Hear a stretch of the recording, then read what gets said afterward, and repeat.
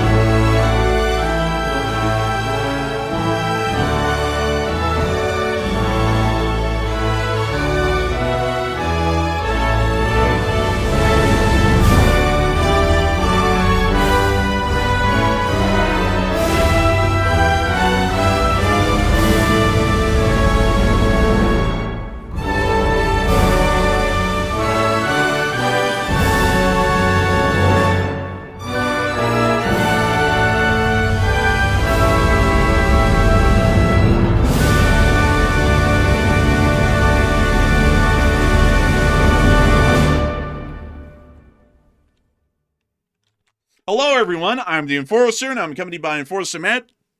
And good evening, folks. It's Enforcer Matt, and welcome back to day 1386 of the War News stream. And we have very big news from around the world tonight. We have seen that Moscow's been struck tonight amid a massive Ukrainian drone and missile attack. Several hundred drones going all around Russia right now. Also, we've seen U.S. forces launch a possible blockade of Venezuela as they've boarded a ship which is alleged to be sanctioned. And also, we've seen that Thailand's evacuating border cities. And right now, it looks like it's about to escalate dramatically as Cambodia is moving long-range missiles into the area, and it's about to ramp up a lot. But it's good to see you all once again. And of course, folks, we're going to be covering the past 24 hours of news from around the world, with major and significant developments happening in every single corner of the globe over the course of the day. Significant news has emerged that overnight, the Ukrainian armed forces have conducted a drone and missile attack, the likes of which, I'm not even kidding, has never been seen before in the war. Hundreds of drones and apparently some limited number of missiles were fired into the Russian Federation, with a large number of drones not only wreaking havoc throughout the entirety of the western region of the Russian Federation from St. Petersburg all the way down to the area of Syzran. We have also heard that the Moscow air defense perimeter, one of the largest and well-equipped air defense perimeters in the entirety of the Russian Federation, has actually been overrun by Ukrainian drones in the course of the night. All airports, including the Ivanovo, Domodedovo, and Lyubertsy airports, have been shut down around the surrounding area of the city of Moscow, and explosions are being reported intermittently in the city's suburbs, and some explosions getting somewhat closer to the inner ring roads of the city of Moscow. A fairly significant action by the armed forces of Ukraine, and not only showing that the Ukrainians still have the ability to conduct daily drone attacks, but they also have the ability to conduct daily mass saturation drone attacks that are simply able to overwhelm the Russian Federation's best air defense perimeters just due to the volume of fire alone. Outside of that, Thailand and Cambodia have been absolutely slugging it out over the course of the day. Or, as we should say, the Thai have more so been slugging it out over the course of the day. We have had an endless amount of footage. Many people may have not even seen a lot of this footage today from the ongoing fighting that is happening along the Thai-Cambodia border. The Royal Thai Army is conducting significant actions against the Royal Cambodian Army across the border, and we have even seen that in some limited instances, the Thai are actually moving directly onto the border or across the border into Cambodia to set up emplacements to continue actions against the Cambodians. The Thai government has also stated that they have intelligence and information to show that the Cambodian army is now moving large caliber rocket launchers into the area of the border to attempt deeper strikes into Thailand. The Thai government has also stated as a result that these sorts of actions can precipitate airstrikes conducted by the Kingdom of Thailand inside of the deeper controlled territories of the Kingdom of Cambodia. This is clearly going to become not only a major war, which it is right now, this is going to become a fight to the death between the two countries. Meanwhile, we have also seen within Sudan that a Russian Il-76 crashed today with all crew members being killed in the process. This actually happened near Port Sudan in Sudan. Additionally, we've also seen that the United States of America, due to a court-ordered warrant that was issued by a U.S. federal court, has used the U.S. Coast Guard today to seize a vessel that was on a sanctions list for the Islamic Republic of Iran. The vessel was seized by the United States Coast Guard today near to Aruba and the island of Caracal, and it does appear that at the moment, the Venezuelans are decreeing that the act was an act of piracy, although the vessel was apparently operating in support of the Islamic Republic of Iran, according to U.S. sanctions list and the court order that was issued to seize the vessel today. And it also does appear that the Republic of Venezuela was attempting to continue to encourage and bolster its relationship with the Islamic Republic of Iran through this trade. The U.S. EA-18G prowlers have also been spotted near to the area of the Roosevelt Roads Naval Air Station inside of eastern Puerto Rico, with a NOTAM also being issued later on in the day around the entire surrounding area, allowing for the airspace to be cleared out for an indefinite period of time for U.S. air operations within that area around the Roosevelt Roads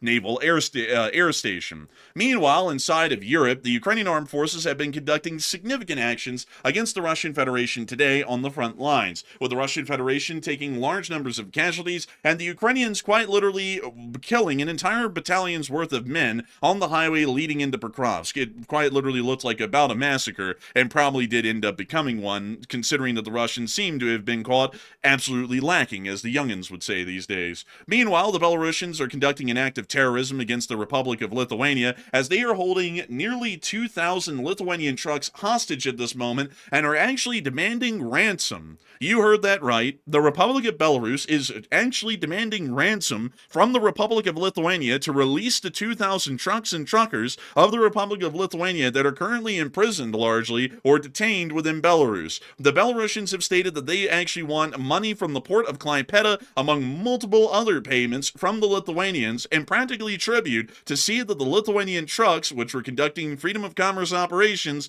were to be released back to Lithuania.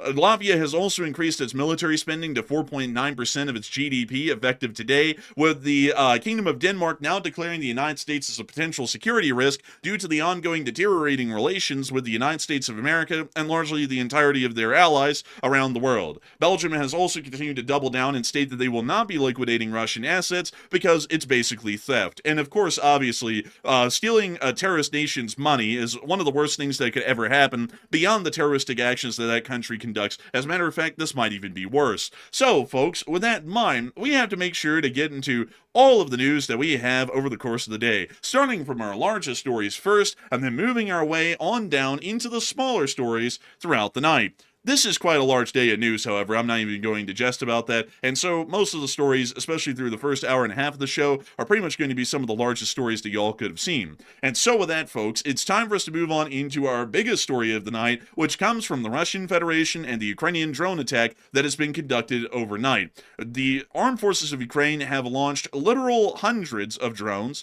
This is actually what the Russians reported for drone sightings near to the area of the Ukrainian border. And suffice it to say, this is the largest drone attack that we've ever seen.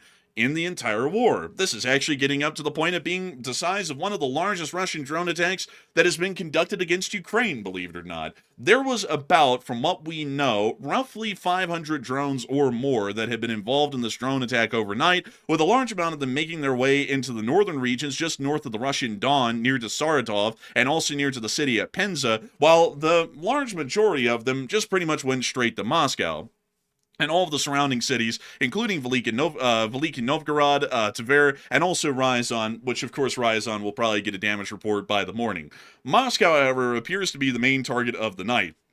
And one interesting thing as well from the Russian military bloggers here and their reported drone sightings is that if you notice, a lot of the drones either went into a head-long wall right into the Moscow air defense, and a lot of them also started to move directly around the air defense, pretty much meaning that the entire area was quite truly mass saturated by hundreds of Ukrainian drones that are attempting to make it through the most formidable air defense perimeter in the nation of Russia, which is the Moscow air defense perimeter. In the entirety of Russia and Ukrainian occupied Russia, there are two areas that are well defended. There's also technically a third, but that's more so an honorary third. The number one city is the city of Moscow. It has what has been described and what we've generally seen as a near impenetrable air defense network. It is very rare for anything to make it through into the city of Moscow, and the Russians have an incredibly important purpose for protecting the city. Not only is Moscow the most economically productive city in the country, but it also houses a little over 11% of the entire population of the country within a singular city.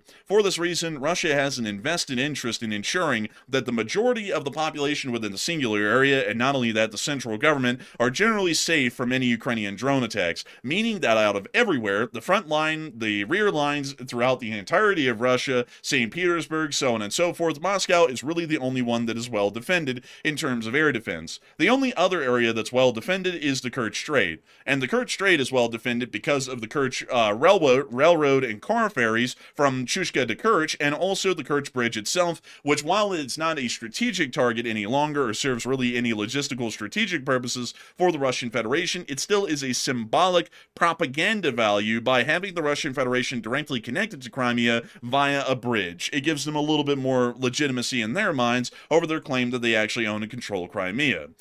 However, outside of the breakdown of where the strongest Russian air defenses are in the country, we have to move back to Moscow because tonight was a terrible night for them inside of Moscow. It appears that the city might not be sleeping because multiple videos came out letting us hear the sounds of air attacks and also explosions occurring throughout the outer perimeter of the city of Moscow, with some clips showing that right here.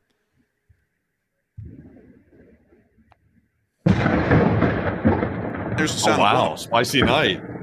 Spicy night. Man, like, man, I tell you. You know what's crazier than this? This attack is still ongoing, by the way. These were videos we got from, I think, a couple hours back, and this attack is still going on as we speak.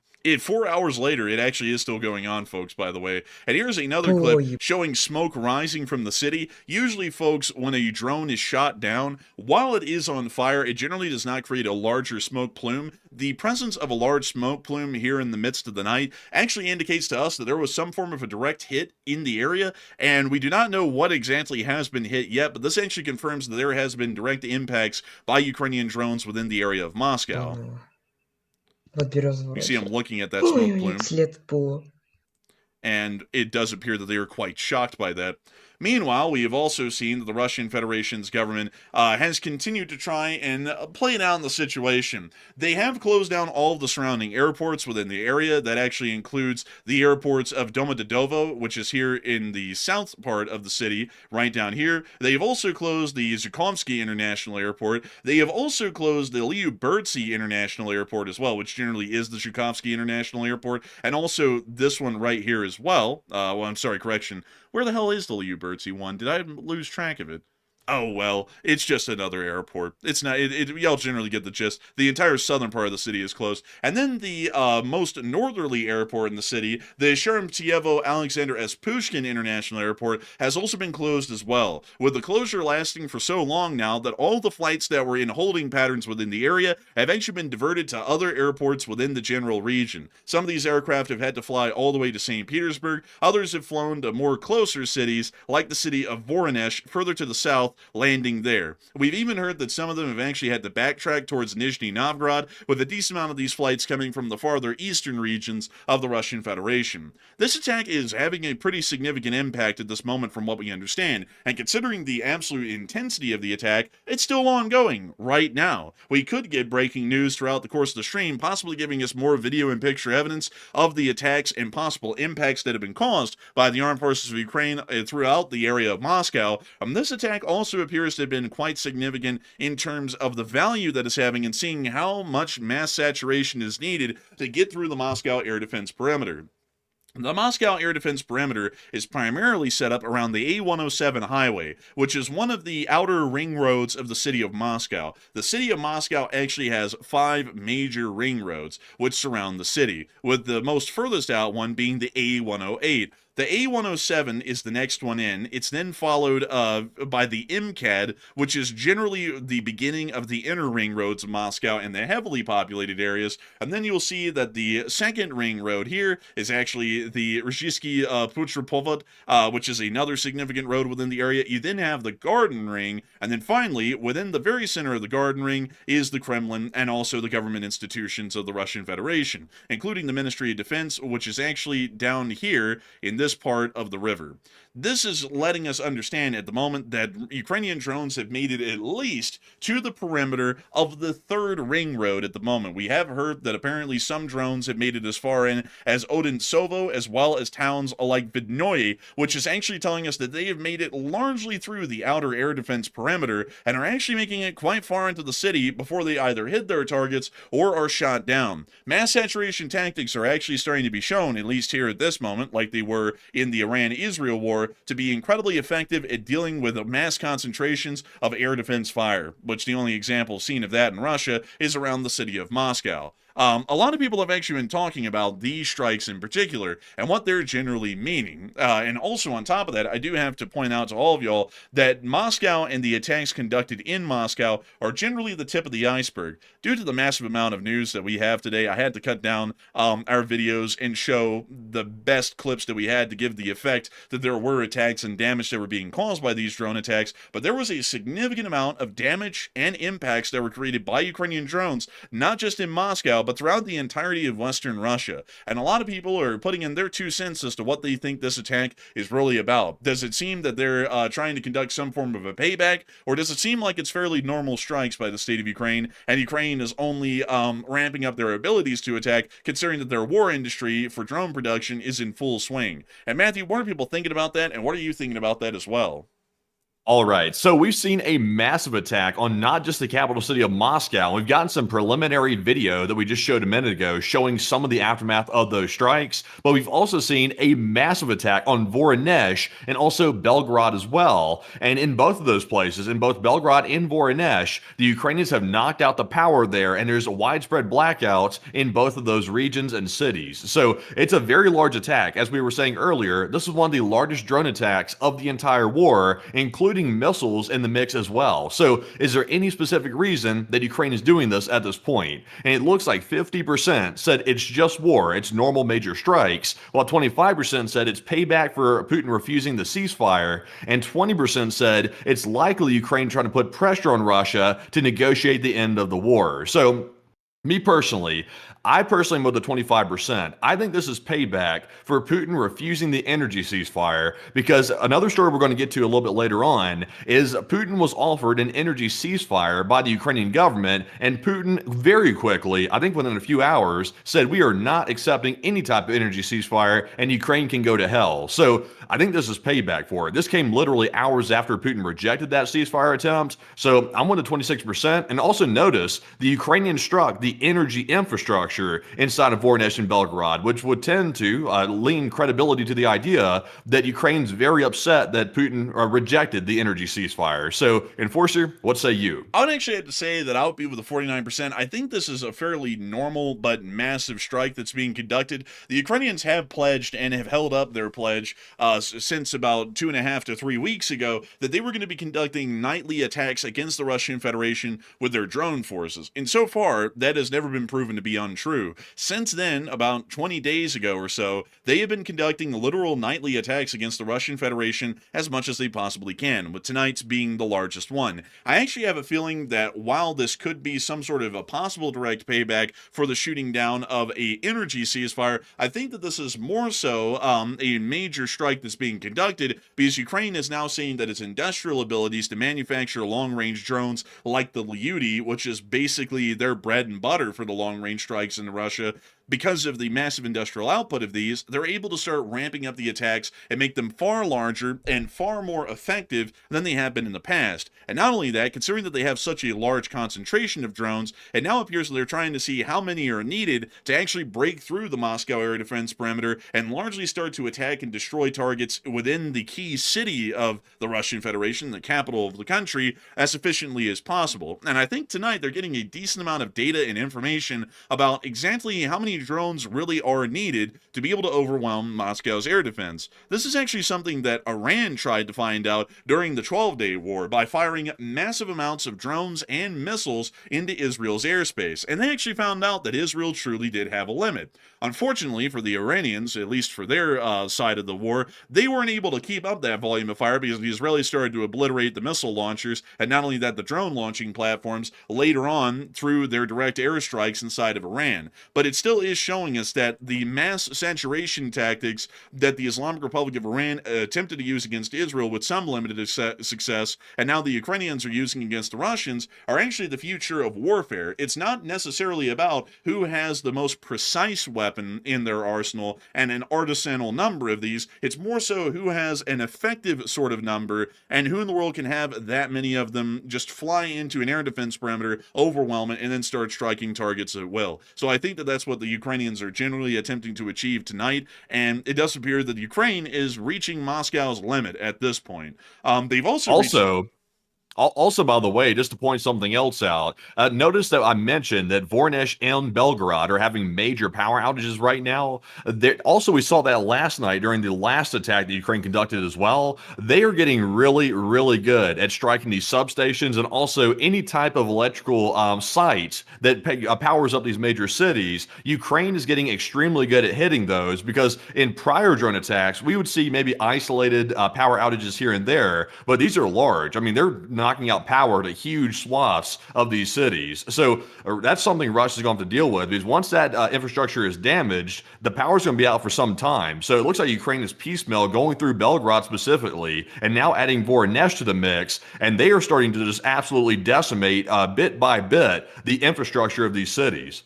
And it actually is quite impressive with how they're doing that. And they've been doing that over a myriad of cities over the course of the day. And we're now going to move north to south through Russia to show you all everywhere that that's happened just in the past 4 hours. Within Veliki Novgorod, a chemical plant has actually been directly hit. This is the Akron chemical plant, which is one of the largest chemical production plants in Russia and produces raw materials for dual use, meaning that they can be used for civilian or military purposes. There's the fires, at least 3 that have been caused by Ukrainian drone attacks on Veliki Novgorod. Once again showing that Veliki Novgorod's air defense, which largely was probably non-existent, was easily overwhelmed by the Ukrainian drone attack, and there has been major damage caused to the Akron chemical plant. Moving us a little bit north to something that doesn't appear to be directly drone-related, there was apparently a massive fire in a St. Petersburg market. Oh, wow. This had nothing to do with a drone attack, by the way. This just spontaneously combusted.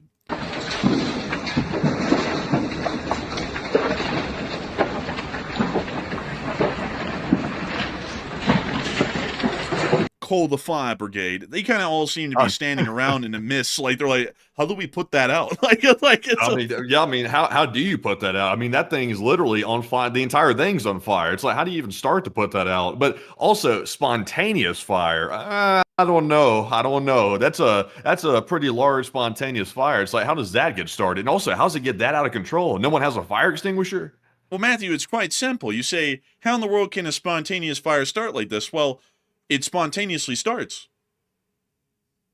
Like out of the blue? Like it can't be out of the blue. Nothing's like that. Somebody did something. Either the Lucky Strike man is back, the Bliat man is smoking outside the door again, or maybe there was a fellow that might be possibly Ukrainian linked running around the place. It's kind of hard to tell. I mean, it's possible, but it certainly did combust. That we can agree. Like, this thing is clearly combusting at the moment. The fire brigade appears to be completely just out of their league at this point.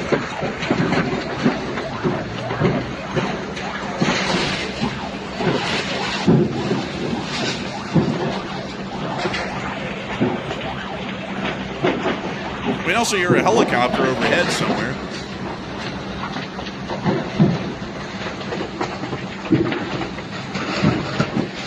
Oh, wow, look, a crowd of spectators out here. They're just watching it. You know, Russians really have this thing of gathering around and watching stuff burn down. It's like a national pastime in Russia. It makes you wonder if they are a part of catching the building on fire, you know? Rumor has it that these individuals showed up and crowded around the building because they thought this was part of the Christmas celebrations. But it turns out that Christmas has been called off this year in Russia because the entire Christmas mall is burned to the ground. And unfortunately, Santa's not allowed to go through the airspace of Russia because there's sanctions. So it looks like Christmas is off. Man, all these Russians out there, man, they're like, here on the island of sanctioned toys, man. Like, bro, it's like, man, you know, there's someone out there, man, in this quiet crowd. Someone looked over to someone else and said, damn, that's like a pretty big Yule log right there that they're burning. Like, that kind of looks like the market. Like, it's like, damn.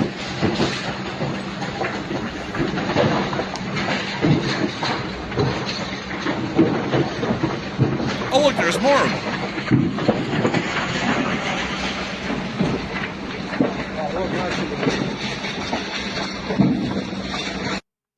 Man, well, you know, I guess you gotta say, it's just not a good day in St. Petersburg, especially for Christmas shopping. Moving further on down and into the area of the town of Dorogobush. You would think that I'm making up that name, but that's the legitimate name of this town. Dorogobush. Say it with me, folks. It's fun to say it. Dorogobush. Say it, Matthew. Dumb Russians. Man, goofy Russians. The goofy, that man. sounds close enough. Sounds close enough to me. I'll go with that one. But here in the town of Dorogobush is an electrical substation, or at least within the general area, there is a fairly significant electrical substation. Meanwhile, they've got the factory over here that apparently produces the potions from Shrek 2. That's where the Fairy Godmother runs her operations out of. They don't even have dental there. But most importantly, around this area is a significant electrical substation, which unfortunately I cannot find quickly to geolocate for all of y'all to say exactly where this thing got lit up. But the Ukrainians did light that thing up, and it was burning profusely. Sadly, it doesn't appear that it's near the factory either, and it's probably out here within the field somewhere. I would just have to take a little bit of a moment to try and make sure to accurately locate it. But, nevertheless, it does not matter. The substation at Dorogobush was hit, and we could see the fire burning over the Khrushchevkas in the town. Bleed.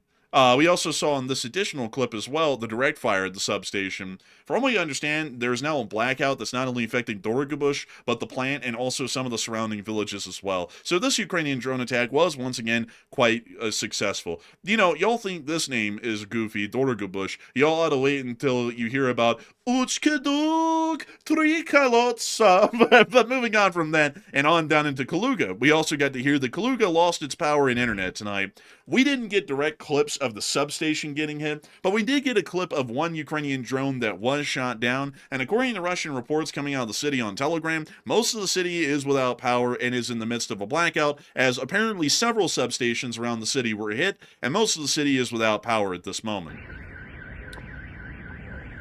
There's that accurate falling debris. Finally, they actually have a falling debris situation, believe it or not. It's actually real this time. And here it is again from a different angle.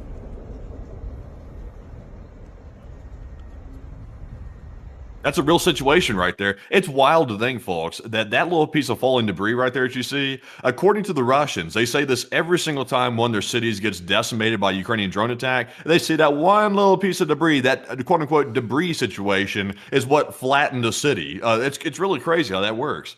I mean, honestly, man, it really is crazy. You know, that falling debris, that's some dangerous stuff right there. At least in Russia, it's extremely dangerous. Also, by the way, in Sizran, we got the great news today that the refinery is completely out. According to a Reuters report, they have stated that the Sizran refinery, which was attacked on the 5th of December, has halted its operations that because the attack disabled the AVT-6 crude distillation unit. They hit the distillation tower, folks. They hit the second tower, by the way, at this place. No joke, it's the second time it's been hit, which is key equipment for the refinery and had previously been damaged by drone strikes. So someone in Moscow, folks, went up to Putin. They said, Mr. President, they've hit the second tower. And it actually, like, that was a legitimate statement because this is the second time, at least at a minimum, that the distillation tower at the Sizran refinery has been hit. As a result of this, the entire plant will be out of operations until the distillation plant is repaired. Now, here's the real question, folks. Did Putin do Sizran, or who? I mean, that's the real question here. But outside of that, moving on from Sizran, we also were able to hear that near to the border regions in the city of Belgrade and Voronezh have been under attack over the course of the days. These clips are an amalgamation of both cities, so I can't really tell y'all which city in particular these clips are, but it's generally Belgrade and Voronezh being shown in both of these clips. Oh, I hear a little bass out there.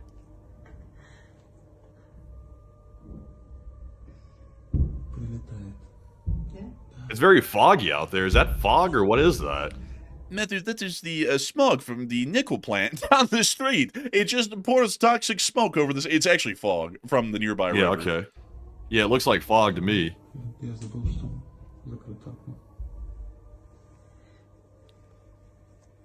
I don't know what the appendage is in the camera. It looks like a cat's tail. But moving on from that, we also were able to see this clip as well as a whole bunch of people once again gathered around for spectator sports. Там стекла выбил. Тоже.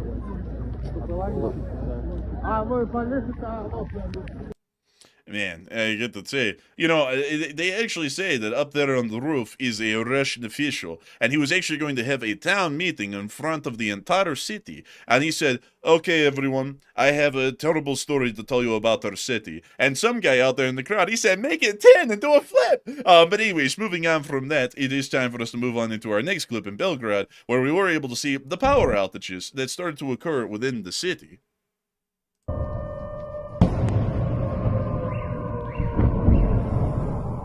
And we hear the direct impacts along with the air raid sirens.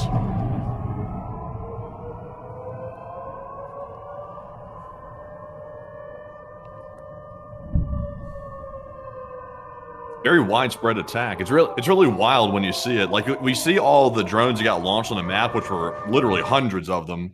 But to see how widespread it is across many different areas of Russia, it's really wild to see it. And we just did some of it. Yeah, it really is honestly pretty crazy to see. We can also see this citizen saying there's no light, although there are lights around there at the moment, but we do understand the city did go into a blackout soon after. Oh, another impact. О, что ебал.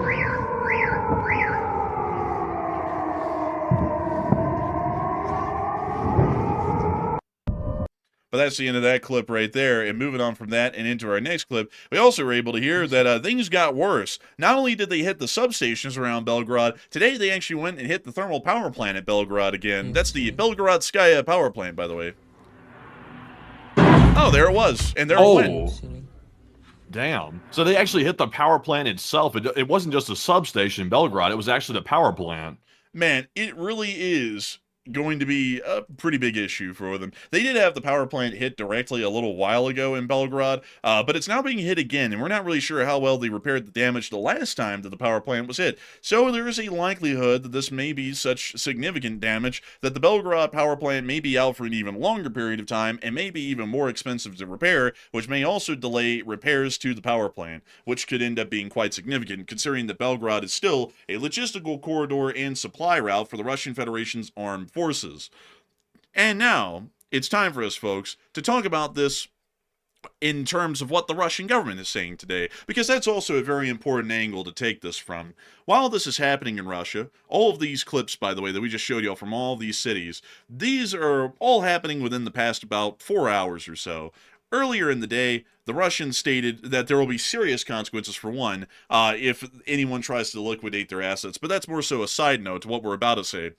As all of y'all can see, the Ukrainians are obliterating energy infrastructure throughout the entirety of the country and knocking out power to large areas of most cities within Western Russia, including, all Belgorod, Voronezh, let's see here, Dorogobush, let's see, Kaluga, and others. So a large amount of southwestern Russia and the major cities there are currently without power. So the Ukrainians yesterday stated that they would consider accepting with the Russians an unconditional energy infrastructure ceasefire, which means that for a certain period of time, neither the Russians nor the Ukrainians would attack each other's energy infrastructure. To be entirely honest with y'all, I was kind of shocked that Zelensky even offered that, because Russian energy infrastructure is being hit more so worse than Ukrainian energy infrastructure is being hit at this point, meaning that the Ukrainians have the advantage if there is no ceasefire, because they are able to still lay down a decent amount of damage and suffering onto the Russian energy infrastructure grid and generally the war industry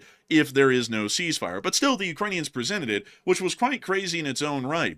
So, we all know, folks, that the Ukrainians, who absolutely hate peace, went out of their way just because of the arm bending of our glorious leader to give a ceasefire to the Russians on energy. And we all know, folks, that Russia is nothing but a peace-loving nation. Their people only love peace. Their president only loves peace. And we know that everyone in the Russian government, they want to see themselves get closer to peace in any way that they can. We all know that, and that's why, folks, the Russians today, in their graciousness, generosity, and kindness of their hearts, have completely refused the energy ceasefire because they don't want just a half-assed peace deal or a ceasefire. They only want a full peace, and an unconditional one at that.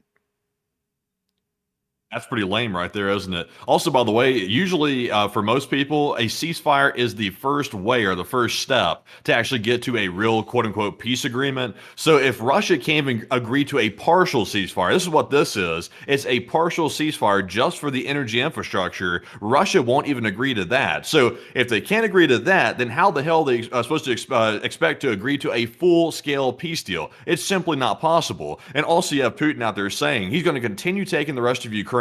And also, he's basically telling the U.S. you'll do what we want, or else we'll attack Europe. So, I mean, how much more clear can we get, folks? It's as clear as a bell.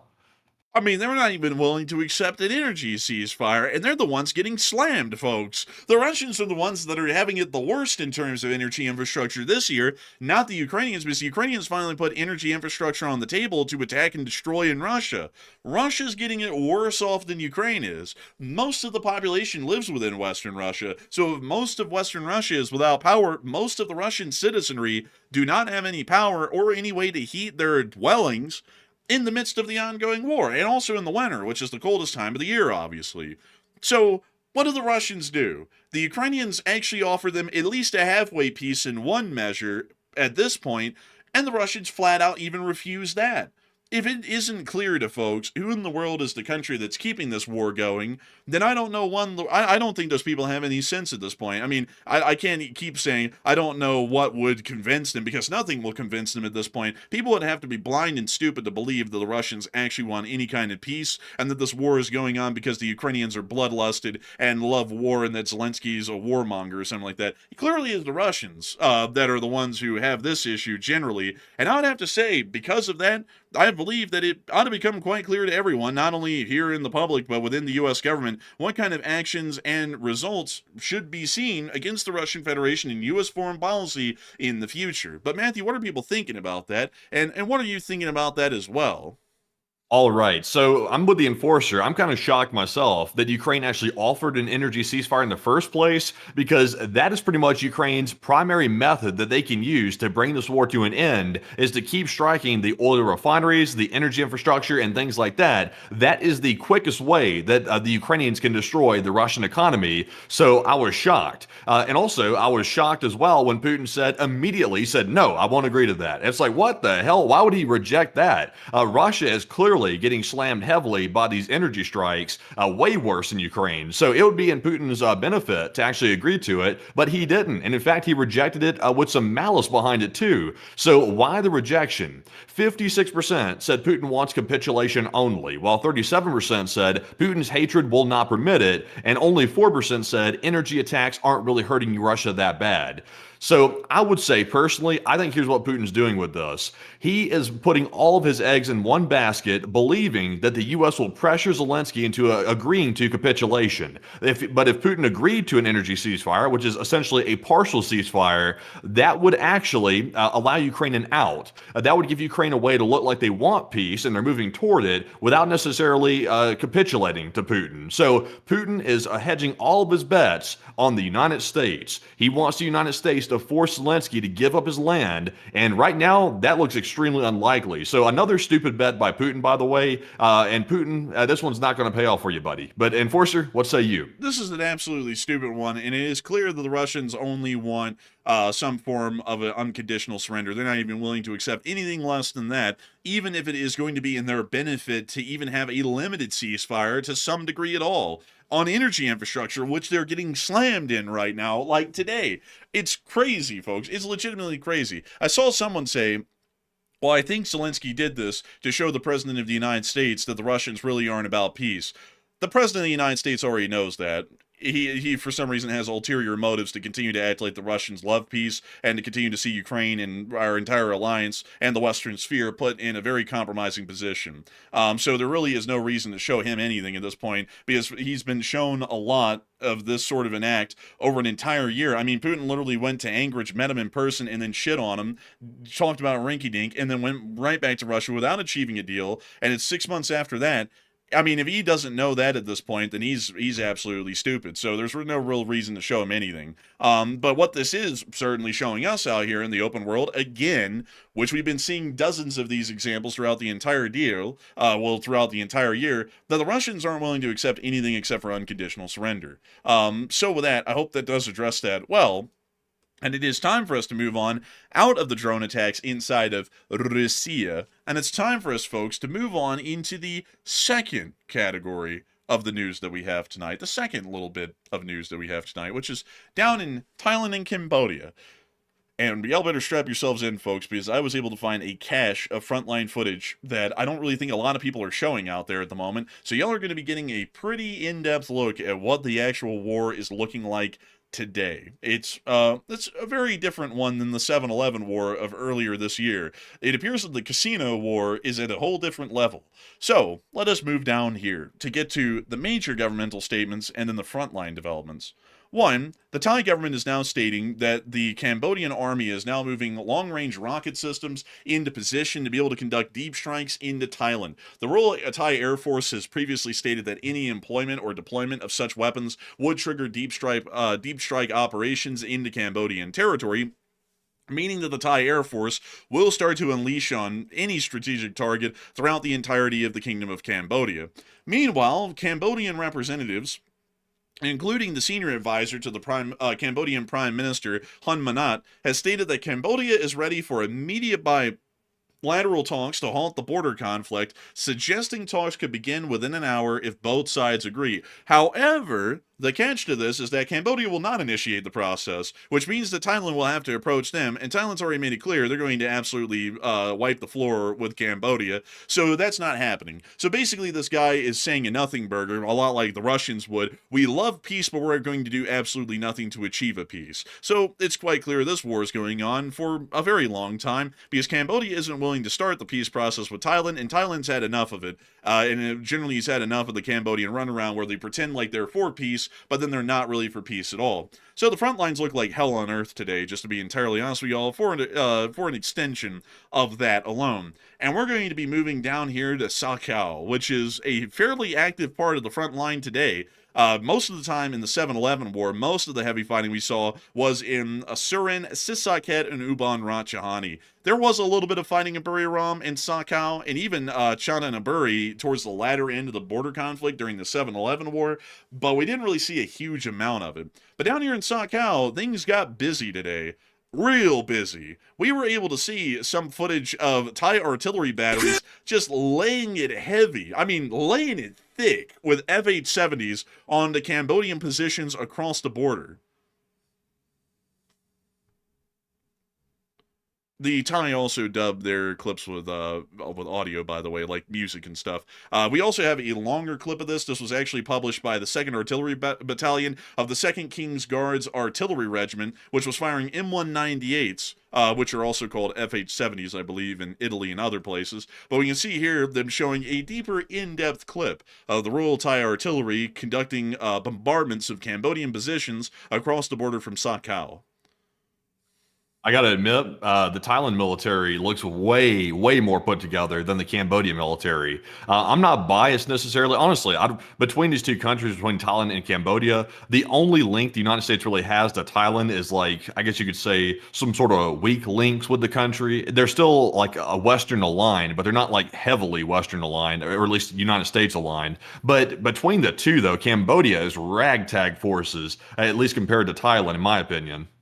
Man, honestly, man, it's I would say that we have a lot more interest with Thailand than anyone in the area, and considering that the Thai actually have significant military cooperation with us in the form of jungle warfare training that Thailand sponsors for the United States Marine Corps and the U.S. Army whenever needed, I would say that Thailand serves a far more important strategic partner within the area than Cambodia ever would have, because they've never been a strategic partner of the United States. Meanwhile, near to the area of Krong Poi Phet, which is a larger city along the border, very heavy fighting has been occurring around the general outskirts of the city. There isn't any direct fighting, at least on the border at the city, which I do have to point out, folks. This city does extend all the way to the border, with a casino perfectly plopped down right at the border. So that might be a Cambodian military outpost or command post, possibly, because it seems as though, at least within the northern part of the country, casinos are fairly commonly military posts at this moment. But near to the northern parts of the city, here within the forested tree line that makes up the border, some significant firefights are happening just north of the city, with this one clip coming out today of a basically what's a territorial defense force soldier of the Thai army laying down machine gun fire on the Cambodian forces on the other side of the tree line in Cambodia in this area. Here's the clip, and you can also hear the heavy firefight going on around this machine gunner while the clip plays.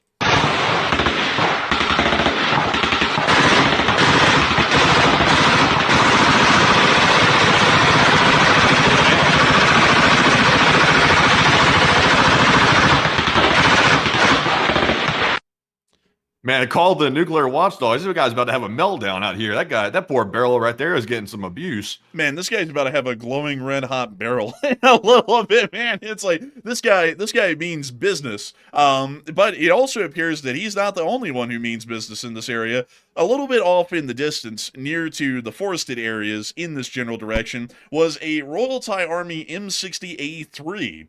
The M60A3 is a somewhat older main battle tank, and these have been phased entirely out of service within the United States of America. However, Thailand actually does operate some of these, and some of our allies still have these within their possession.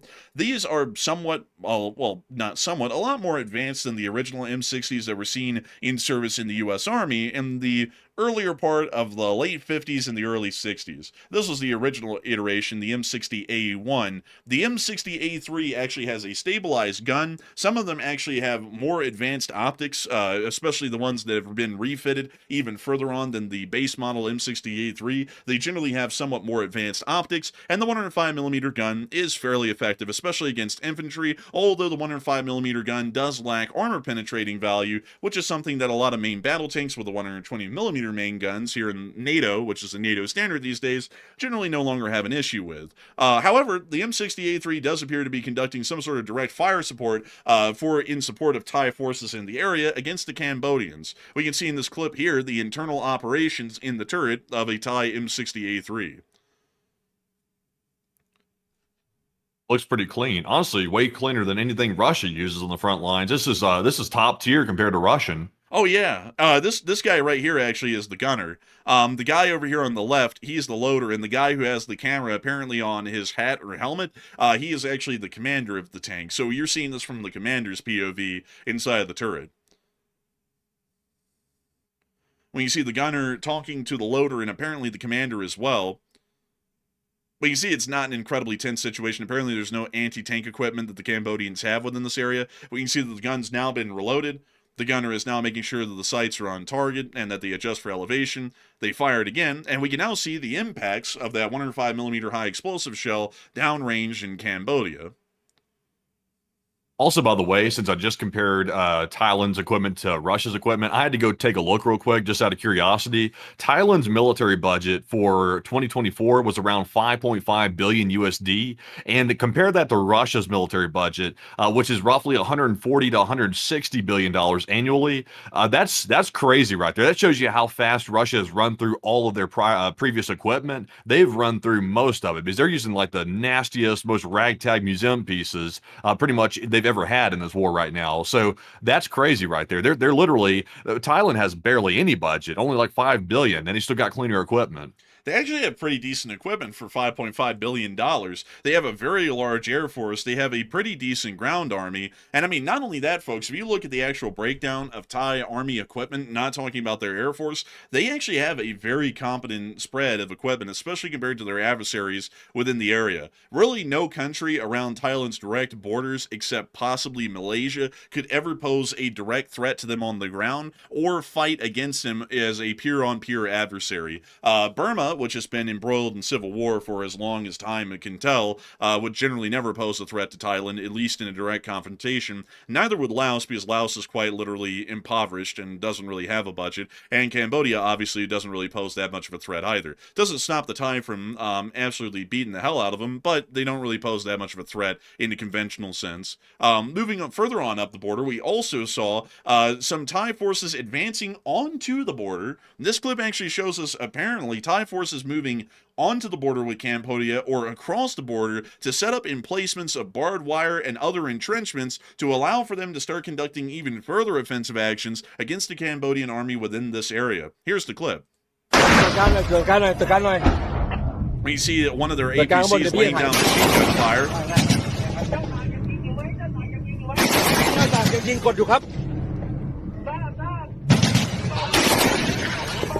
ยิงเบาบางยิงเบาบาง I give them a bang. Bang. Oh my goodness. We see some of the houses do actually have some battle damage on them, either from artillery or recent firefights, as the APCs continue to lay down fire.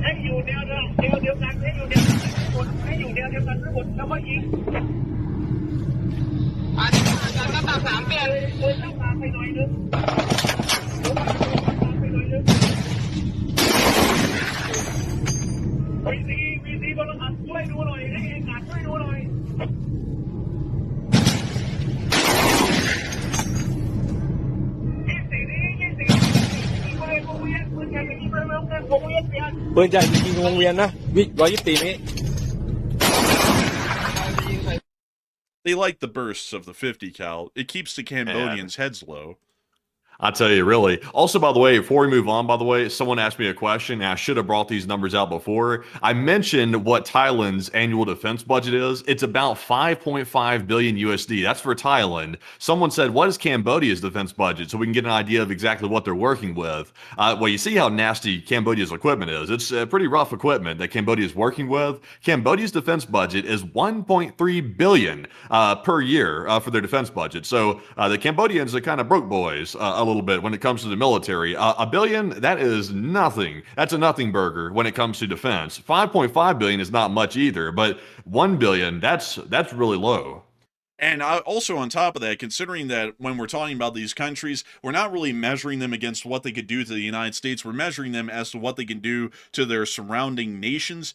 Cambodia is being outspent by the Thai by 500%. When you actually put that into comparison, $1.3 billion worth versus about 5.5. So the Thai are outspending Cambodia 5-1 in military spending, which means that just by spending parity alone, they will have the advantage on the battlefield in training, equipment, firepower, and also not only that, reconnaissance and intelligence gathering capabilities, and also probably a much higher ability to retain competent officers without corruption being heavily prevalent for them to make their bread and butter, which generally incompetent commanders commanders that generally thrive on corruption to make their bread and butter. They generally aren't the best field commanders, or at least commanding generals that one could have in a war. We also saw more Thai army soldiers continue to return fire on Cambodian positions and other firefights in the northern area of the Sakao province.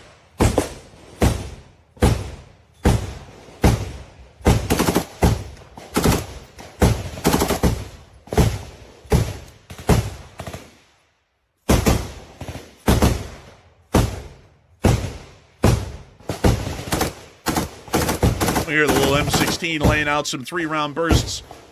The Cambodians primarily use M16A2s as their primary service rifle for their armed forces. We see them dropping a mag there and reloading another as the firefight starts to intensify.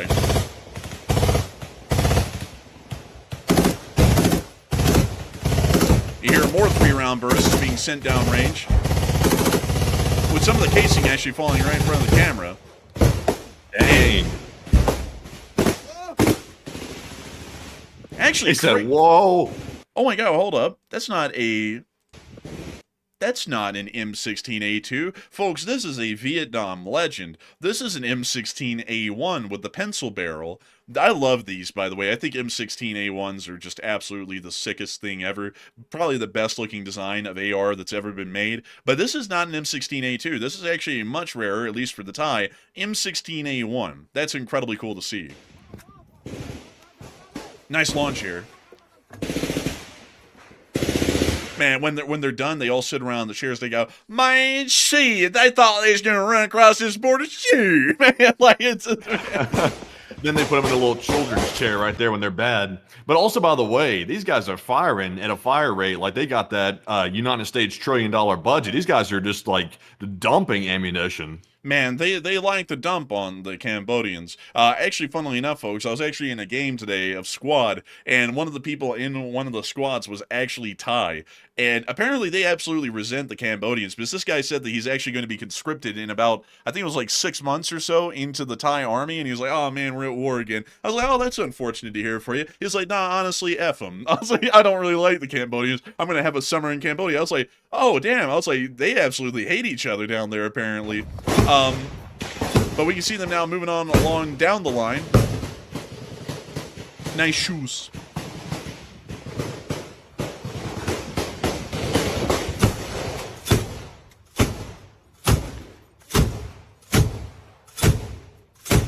Oh, they're firing a Dishka in 1-round shots. That's actually pretty interesting. That's the gun that had that steady beat earlier.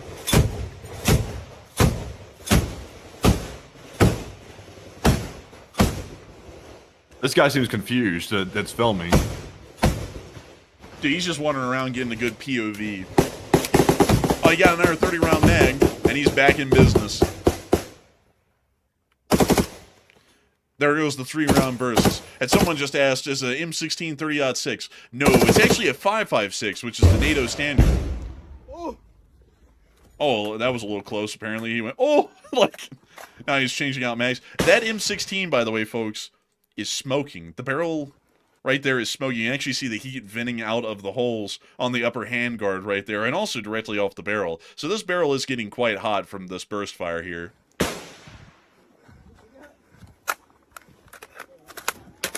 Next mag. Apparently this guy was trained in an AK, by the way, folks, because after he got done reloading, watch this. He reaches for a charging handle. There is no charging handle like that on an M16. So then he pressed the bolt release, and then he was back in business. So I guess he wasn't trained on the M16. He was probably trained in an AK or some other platform that had a charging handle. He said he's got a gun. I think it was a grenade. Or that either. You know, one or the other. What kind of grenade is that? Like the Bing Shaling like special? Like what is that? I've never seen one quite like that. I actually don't know what that is. I've never seen that before.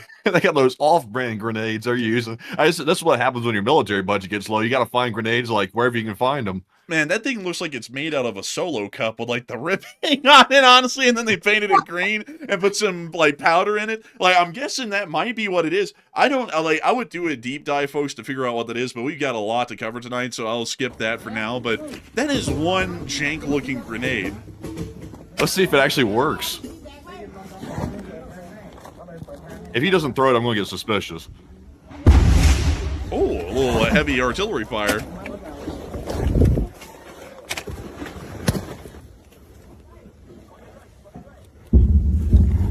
Man, he got that Sunny D grenade, man. He's still holding it. Just in case. That barrel is absolutely toasting right now.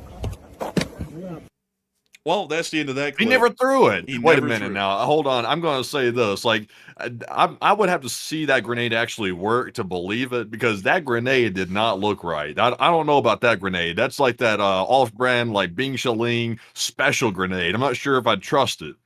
You know, I wouldn't trust that thing either. And I also wouldn't trust what the Cambodians are bringing up to the front to work either. They brought up an entire battalion, at least in this clip, of RM-70 vampires, which are older Czechoslovakian-type MLRSs. We have seen these being used in Ukraine in limited numbers, but considering that these are Cambodian, they've probably had these since about the time of the Khmer Rouge, about 50 years ago, and I wouldn't really trust them. But here's the clip.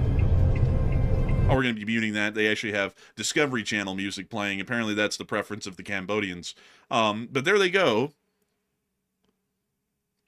They covered the launchers with cloth, like a tarpaulin cloth cover. Interesting. Man. Are those, you said those are Chinese support vehicles? Czechoslovakian. Czechoslovakian, okay. They look kind of like a Chinese vehicles a little bit. Why would you ever say that? But we also got to see, speaking of non-Chinese vehicles, we got to see their Soviet-provided BM-21s conducting an artillery barrage today near to the area, I believe it is of, let me make sure that I'm getting the name of this correct here. It was near to the area of OVERRUN. That is it. So here's the clip.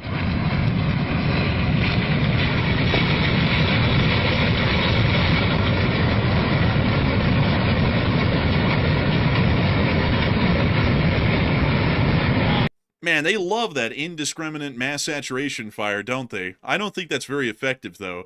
Oh, speaking of effectiveness, then the Thai just started to hit them with recoilless rifles right in their positions. It appears that you use some sort of tarps, for the most part, to cover their positions, which pretty much gives them away, because that bright fluorescent green really doesn't blend in with the jungle a lot. So, watch the Thai obliterate this thing with a 106mm recoilless rifle, particularly the variant of the M40, vintage, and a classic.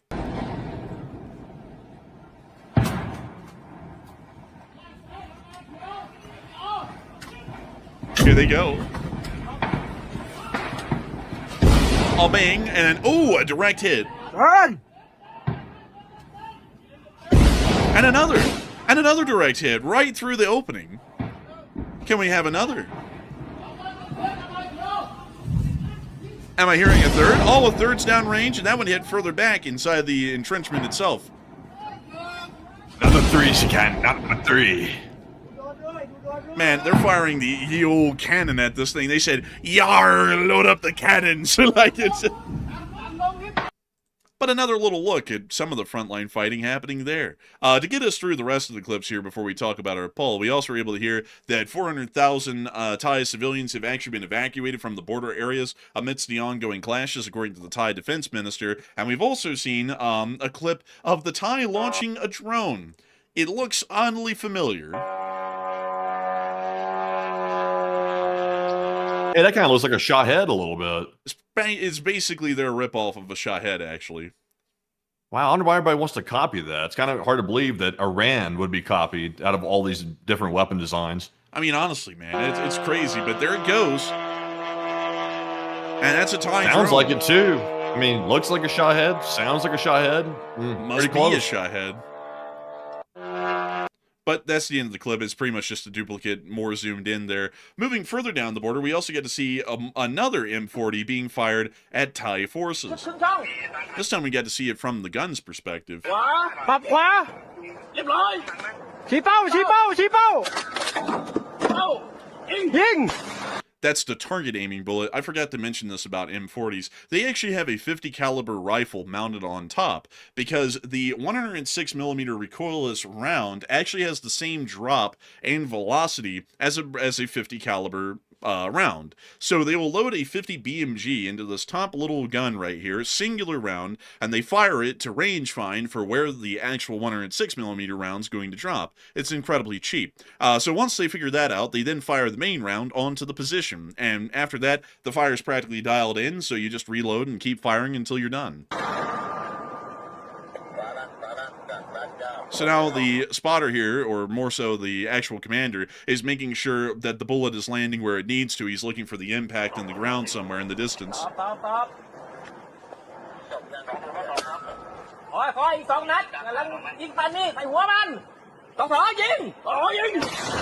now it appears that they were able to get it on target.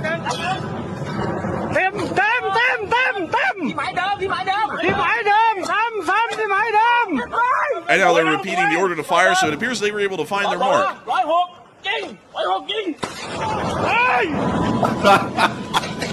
Oh my, wait a minute. Oh my god, this is a mutt-mounted recoilless rifle. Oh, hold up. My 106 millimeter. Let me go pull this up for These guys are going off, by the way. Like, these guys are losing their shit right now, like, just like unloading. Dude, you're going to get a kick out of this. They're not just firing a 106 millimeter recoilless rifle normally. They're riding around in the whip. That's what they're actually in. No way. Yeah. No way. Are you serious? I'm not kidding, because if you look right here, watch this. There's a vehicle back there behind this guy. This guy's off to the side. When they fire, you can see it's on a fixed mount. It's not on a tripod, which is what it would normally be on. And then when he flips the camera around here, you can see he's in the cab of a vehicle. That's a mutt. It is. I can't believe it. That's crazy. Honestly, it's working pretty good, but I mean, that's a relic. This, folks, is an absolute classic of the early Cold War for America. This is an M151 mutt. Jeep is copyrighted, so when I believe it wasn't when another company had to make the military utility vehicle for the Army and the Marines, they couldn't call it a Jeep, so they came up with the name MUT, which stands for Military Utility Tactical Truck. That's what MUT stands for. It's literally a Jeep, it's just not made by Willys Jeep. But they used to mount 106 millimeter recoilless guns onto the back of these things, and nuttily enough, crazily enough, apparently they actually are using these in the Thai army. I did not know that they had these. So this is a relic from a bygone era, but still apparently quite effective against the Cambodians. Oh, it is! Oh my god, it really is! This is insane to see this. When was the last time these were made? Like, what year? Do you remember? Gee, it was a long time ago. I mean, let me M151 MUT. Let me go pull it up and see. So here's this thing should be in a museum, it feels like. Here's the non-recoilless rifle version of the MUT. This is the one you would have normally seen. These were produced from 1959 all the way up until about 1988. And then they were still produced for just a couple of more months in Pakistan in 1988. So the last time these things were made, it was like 30-something years ago. That is crazy. It's still working after all this time. They must either had good maintenance on them or maybe they're really reliable, one or the other. But that's kind of wild. It's still in good service today. Yeah, so these were manufactured by Ford, a defunct company called Kaiser, and also AM General. So those were the three companies that manufactured these, at least in America. And let me see here. I'm sure they'll show you all. Yep, here you go. Here's the 106 millimeter recoilless rifle variant, which is the one that they're using. So it has this little ammo stowage in the back. You drive up onto a position, you aim it, you use the little spotter gun up here to range find like they did in the clip, and then you start sending the 106 millimeter rounds down range. It doesn't have a huge ammo capacity. It's something I think like 12 or 18 rounds, which actually is kind of a lot when you think about it, considering it's a 106 millimeter. But once it's expended all of its ammunition, they then leave and then rearm, or they might leave before they even expend all of their ammunition. They also had one where they tried to mount tow launchers on it, but by this time, this thing was about to get replaced by the Humvee anyway, so this one never caught on. But the MUT is a truly versatile vehicle. Incredible. I'm actually a big fan of these, more so than the Jeeps, like the Willys Jeeps. But anyways, let's get back to the clip. Oh, and they're now changing position, so now they're going to stow the M106 and get on the move. That is crazy, honestly. Cold War era tactics, and they work, crazily enough, still down there. Moving us into our next clip, we also saw that the Cambodians had actually set up a crane within the Prey of Ahara Temple area to crane in artillery. So they were using the crane, at least according to the Thai, to lift up direct fire support, like recoilless rifles and larger guns, and just plop them down in the Prey of Ahara Temple area. So the Thai blew this thing up so that way they couldn't lift these artillery guns out of position or bring new ones in. And there's the hit. You see that there is static. The crane appears to be spinning out of control and collapsing. Filmed with a live audience. Oh, and then something blew up at the base.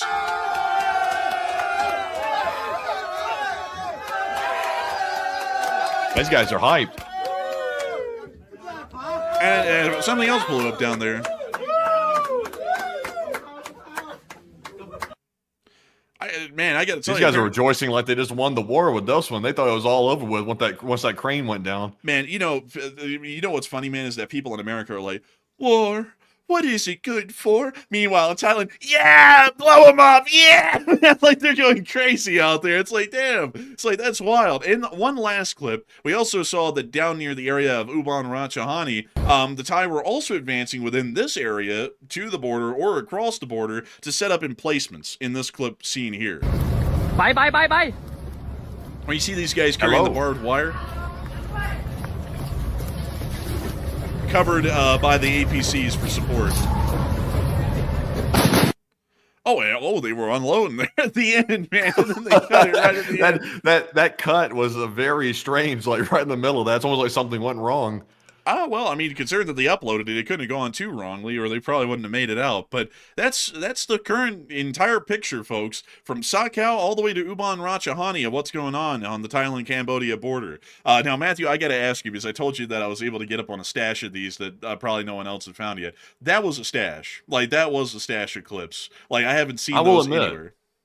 I will admit that was a stash right there. That was a good find because I've seen, obviously there's been a lot of footage coming out on X and Twitter, but those were some clips right there I hadn't seen even on Twitter, so that was a good stash. Man, I looked deep for this, folks, because it's like, this is an ongoing war. I've got to give y'all the best look y'all can have at what in the world's going on out there on the front, and that is basically the whole frontline situation today, just like we would have gotten out of Ukraine. Some of the geolocating was incredibly difficult, but we are still working on ironing that out so that way the geolocation will be as accurate as it can be. It's fairly accurate right now, but I will tell y'all, some of the markers had to be put down in areas that were guesstimated to be near to the other clips. But with that in mind, folks, before we move on from this segment and into the other segments of the news that we have tonight, a lot of people have been talking about that statement by the Thai government about the Cambodian large caliber rockets. Now, Matthew, what are people thinking about that, and what are you thinking about that as well? All right, so we have seen Thailand say and claim that Cambodia is currently in the process of deploying long-range rocket systems within firing distance to Thailand, and large strikes are apparently imminent in the next coming days. And what are your thoughts about that? 56% said Cambodia will follow through on that, while 18% said Cambodia will likely hesitate before doing this, and 17% said it's a 50-50 chance of this one happening. So, first of all, here's the significance of this. If Cambodia is truly deploying these long-range rocket systems, which it sounds like they truly are, then they're going to plan on launching long-range strikes deep into Thailand, which means hitting very populated cities, at least according to what we're hearing. So if Cambodia does that, in my opinion, that will be extremely unwise, because that'll give Thailand all the justification they need to start slamming deep into Cambodia, which they have the capability to do, because they have an air force, they have F-16s, they can go all the way into Cambodia and strike their capital city. So me personally, I'm not sure if Cambodia is going to use their sense on this one, because Cambodia seems to be operating without any sense right now, and they're also not well equipped either. So Cambodia might follow through with it out of stupidity, and that'll probably be the worst mistake they make, because Thailand's going to unleash on them if that does occur. It's going to probably be like the nuclear moment of the war once they do that. But Enforcer, what say you? Man, I got to be honest with you. I think I'll be with the 56%. Cambodia is going to follow through with it. Cambodia, at least in the 7-11 war, had absolutely absolutely no sense at all and operated more so on impulse and just overwhelming aggressiveness, more so than anything. That's generally how Cambodia operates by and large, from what we can tell. So based off of that, they are going to deploy these rocket systems and attempt to use them against Thailand, which will lead to the Thai unleashing hell on the Cambodians, which they're basically already doing right now, including with the beautiful and gracious Mutt, which was doing unbelievable work. I just gotta be honest with y'all, folks, I didn't really realize that until we were watching the clip, and I was like, oh my god, it's a Mutt. Like, here's a Mutt actually being used in Vietnam in that picture right there. Like, Mutts were a fairly common sort of thing, but then I also have to mention the mule, which is very seldom mentioned. But this was also used in limited numbers, generally kind of like a little bit, I mean, like, hardly at all in Vietnam, but this was very, very common through the 80s in the U.S. Army specifically, especially for airborne units. But I gotta say, folks, just doing a little bit of a side here, because I'm absolutely hyped whenever we see something of a neater and more niche sort of relic. Like older main battle tanks from the Soviet Union, those are a dime a dozen. But seeing a Mutt with a 106mm recoilless gun still being used in 2025, that is unreal. That's like seeing a Panzer IV used in the Yom Kippur War, or any other war, like, for example, the Battle for the Golan Heights. If y'all didn't know, Syria during that war in the 70s was actually using Nazi Panzer IVs to defend against the Israeli advance into the Golan Heights, which is a pretty wild fact in itself. But still, absolutely crazy thing, I gotta say, and I just gotta say, that's got me hyped now to cover this war, because I just never imagined we would see something like that in Thailand, of all places. But anyways, with that, I hope that does address that well. And of course, folks, we're about to be moving on into the second segment of this news, where we talk about the hunt for Captain Crag Sparrow, and also all of the news coming out of Europe that we haven't covered yet. But before we get to all of that, because we have still a lot to go, I do want to make sure that we have a little bit of a breather here, answer a couple of questions, and then we'll be getting into the rest of the news for the night. So Matthew, what do we got? All right, so make sure y'all stick around for the Venezuela segment, by the way, because we have some news that you probably haven't heard before about that situation, so make sure you stick around for that. But in the meantime, though, let's grab 3 Super Chat questions and then get right back to the news. But our first one here is going to go to none other than Bobby, LC39A, by the way, and he puts in an extremely generous, the usual, the massive $100 support. And thank you very much, Bobby, for once again helping to get the channel running with that massive support, and we do appreciate that. And Bobby said, Russians miss the good old days when they were fighting Afghanistan. Man, honestly, that's probably true these days. Afghanistan looks like a picnic compared to what they're going through in Ukraine. In Afghanistan, over about, I think it was 10 years, they lost 10,000 troops killed. They lose about that many killed in about half a month these days. And that goes on every single half a month every year. Really something crazy when you think about it, because back in the day, Afghanistan was such a bad war for the Soviet Union, and also the criticism that happened in the Soviet Union due to glasnost and perestroika allowing it, was actually one of the key elements in bringing the Soviet Union's unbinding to fruition. So it's a really crazy thing to think that they're going through the war in Ukraine, and Afghanistan is probably looked at more nostalgically now as a much simpler war from a much simpler time, even though that was a complete disaster for the Soviet Union over the 10 years that it occurred. But a humongous thanks to you so much once again for the incredible support and helping this channel to keep on running, Bobby43, or LC39A, as you used to be called, because folks like you have always helped this channel to keep running and help us to keep this thing running to this day. We have 12.4 thousand people here right now. We actually had, at the peak tonight, about 13.6 thousand people watching the stream. And I gotta say that we're entirely honored and greatly appreciative to run the news to so many people in the millions every single year. And I also got to say, we are massively appreciative of folks like Bobby43, because not only do you make it possible for us to be on air, you make it possible for millions of people, tens of millions of people, to have a show to watch every single year as well. Like, I'm going to tell y'all something mind-blowing, folks, something that is truly unbelievable. I looked at the yearly stats for this year, and this year, folks, 77 million people have watched the channel. 77 million. That's actually a record. We haven't even ended the year yet, and it's an absolute record at this point for viewership. And I gotta say, we are massively honored and greatly appreciative to have so many people who enjoy the show and have been enjoying it over the entirety of the year. So humongous thanks to you so much once again. I hope that does address that well. And with that, we're on to the next one. All right, so our next one here is going to go to none other than Rick Galenchin, our viewer from Canada. And thank you very much, Rick, for that $30 Hey! support right there. And we do appreciate that very, very much. And Rick said, for the Coffee and Donut Fund contribution. Hey, and thank you so much for the coffee and donut fund contribution. It is, of course, folks like you help us to have a coffee, which we have every single night, and donuts that we seldom have. We rarely ever have a donut these days, but I'll make sure to get one soon. I don't know of any good donut shops here in Salt Lake City yet, but I'm sure that we'll probably be able to find one here incredibly soon. So humongous thanks to you so much once again. I hope that has addressed that incredibly well. And before we move on to the last question of this segment, we actually have to end it a little bit early here and then circle back to it in a moment, because we actually have breaking news coming out of this moment. So Matthew, what do we got? All right, so we have breaking news right this second, so listen up to this. Right now, we have just seen that a B-52 Stratofortress has just shown up on Flight Radar 24 off the coast of Venezuela right now. It's literally, it looks like it's about 100 miles or maybe 150 miles away from Caracas, which is the capital. I'm not sure if they intended to turn on the transponder. I would assume they did, but it's currently out there and appears to be doing maybe a holding pattern right outside the capital city. So that's interesting. I'm not sure the last time we saw one on Flight Radar that close to the coast like that.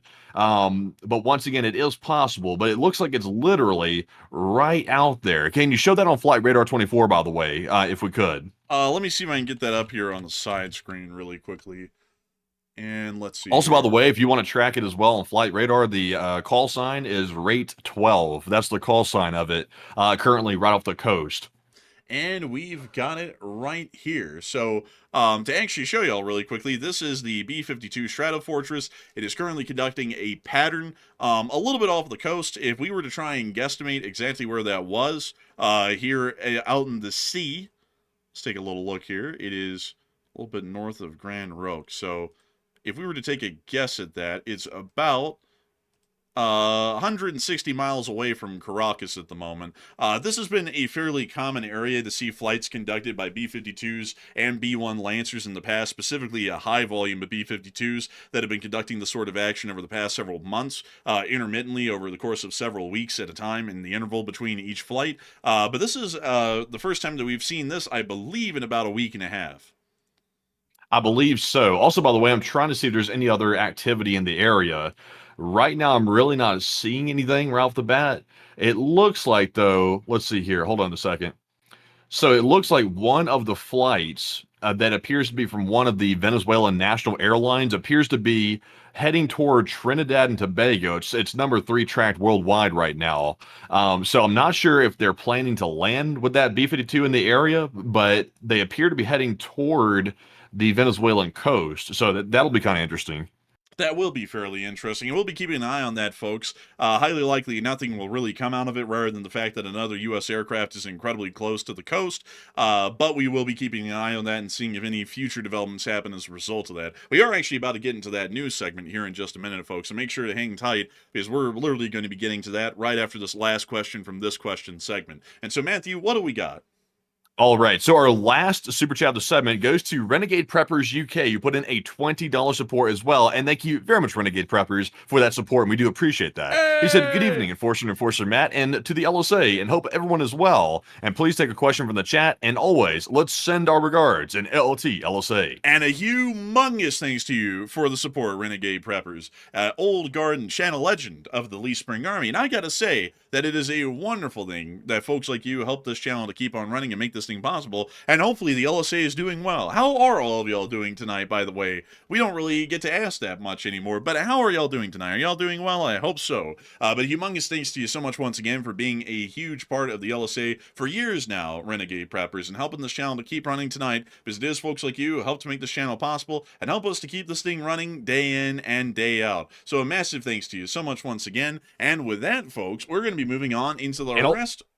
And also, real quick, let's get that live chat question real quick, and then we'll move right back into the news. The live chat question goes to Trupiano, who said, won't the Chinese get in the middle of the situation between Thailand and Cambodia since they're allied with Cambodia? They probably will not. They actually are trying to build significant relations with both countries, which diplomatically ties their hands because if they get involved with Cambodia, they've completely torpedoed their relationship with Thailand from that point onwards. If they get involved on the Thai side, they've completely sabotaged their relations with Cambodia in turn. So there really is no way for China to get involved without completely destroying the relations that they've been trying to build with both countries. Unlike the United States leadership, which is pretty blind and dumb at this point, and will sacrifice potential aligned allies like India by just insulting them and going out of their way to get involved against their interests, China is a lot more reserved in foreign policy and generally understands how to play their cards a lot better than we do at the moment in the U.S. government. So for that reason, we'll most likely see that China does not get involved in any significant way. They'll most likely say general statements like, it's unfortunate to see this war is happening. We hope that both sides can come together and talk this thing through and bring the conflict to a peaceful resolution, but they're probably not going to get involved directly in supporting either side, as that will lead to the other country completely severing their relations with the People's Republic of China. So with that, I hope that does address that the best I can, at least in my opinion, and a big thanks once again to Renegade Preppers for supporting the channel and helping it to keep running, and also sponsoring that live chat. And so, now, folks, it's time for us to get on into the rest of the news for the night. And that moves us on over into the hunt for Captain Crack Sparrow. You best start believing in ghost tales, lassie. You're in one. But moving us on down and into the area of Aruba, it's time for us to get on into the huge news that happened down here today. Many of y'all will know that we just heard that a B-52H Stratofortress has just turned on its transponder near to the area 160 miles off the coast of Venezuela, near to Caracas, and is currently conducting an orbit in that area. It most likely is another show of force against the government, as we have seen multiples of those over the past several months. However, one thing that we've seen for the first time ever today is that an Iranian tanker that's actually been on a sanctions list from the United States of America under the flag of a different country has actually been seized today by the United States Coast Guard when it was attempting to enter the waters of the nation of Venezuela. We were actually able to see the footage today issued by the U.S. Department of Defense about the seizure of the very ship that we're about to be talking about in a little bit more detail. We can see here the MH-60 Seahawks, this is the naval variant and Coast Guard variant of the Black Hawk, are closing in onto the tanker. We can now see them dropping the rappelling ropes and the Coast Guard rappelling down onto the ship. I gotta say, whatever you may think about the United States foreign policy right now, like when it comes to tactics and also the way we conduct operations, I gotta admit, it does look pretty cool. I have to say, it does look pretty cool. We can now see that after they've created a perimeter and under the cover of the Seahawks, they're now advancing to the bridge and apparently giving orders to the bridge crew through the windows as they now enter to apprehend the crew and begin the seizure of the vessel. You can see them on the bridge wings here, and also the camera continuing to get multiple different angles of the ship after it's been seized. And now the Seahawks apparently are flying off into the distance. The clip is now repeating at this point, but that was the footage that was published today by the U.S. Department of Defense about the seizure of the supposed Iranian tanker. We generally are going to be going with the understanding that it was an Iranian tanker, according to the United States government, as an Iranian oil tanker was seized today, according to CBS News, in the southern Caribbean off of the coast of Venezuela, and it was the Guyana-flagged MT Skipper, with the operation being carried out at 0600 hours, or 6 a.m. in the morning on Wednesday, and involving two MH-60 Seahawks, which are helicopters operated by the U.S. Navy, the U.S. Coast Guard, and also used by the Special Forces, at least in this instance. 10 Marines and 10 Coast Guardsmen were actually involved in the operation to seize the vessel. The MT Skipper had reportedly been sanctioned by the U.S. Treasury since 2022 for its ties to the Iranian Islamic Revolutionary Guard Corps and also to Hezbollah. Considering that additional statements have been made by the FBI's director, as well as the statements by the Secretary of Defense about the fact that apparently a court order had been given in the United States of America for the actions to seize this vessel, it appears that the court has actually ordered, from what we would understand, the seizure of the vessel to be conducted due to the fact of it being on a sanctions list and also violating U.S. sanctions and generally maritime law, considering that this vessel appears to be cooperating in some form of terroristic activities, according to the United States of America's government. So at the moment the ship has been seized, the president has additionally additionally stated that apparently the oil on board will be kept by the United States of America, apparently as some sort of goods that were in violation of sanctions or contraband. And we don't really know what's going to happen to the oil beyond the fact that it's being seized. We don't know if it's going to be introduced into the United States for refinement. That's a little bit unclear at the moment, but that is currently the information that we have on the vessel today. Venezuela has... I think they're saying that I think the U.S. officials are at least claiming that they're going to just keep the ship and the oil. I'm not sure if it's just the oil. I think it's the ship too. Yeah, they actually are going to be keeping the ship. The ship was seized, but also the matter of the oil is more so in question, because while we're keeping the oil, there wasn't really a lot of explanation as to what's going to happen with the oil, whether it's going to be refined or whether it's just going to be impounded and stored somewhere without ever being refined.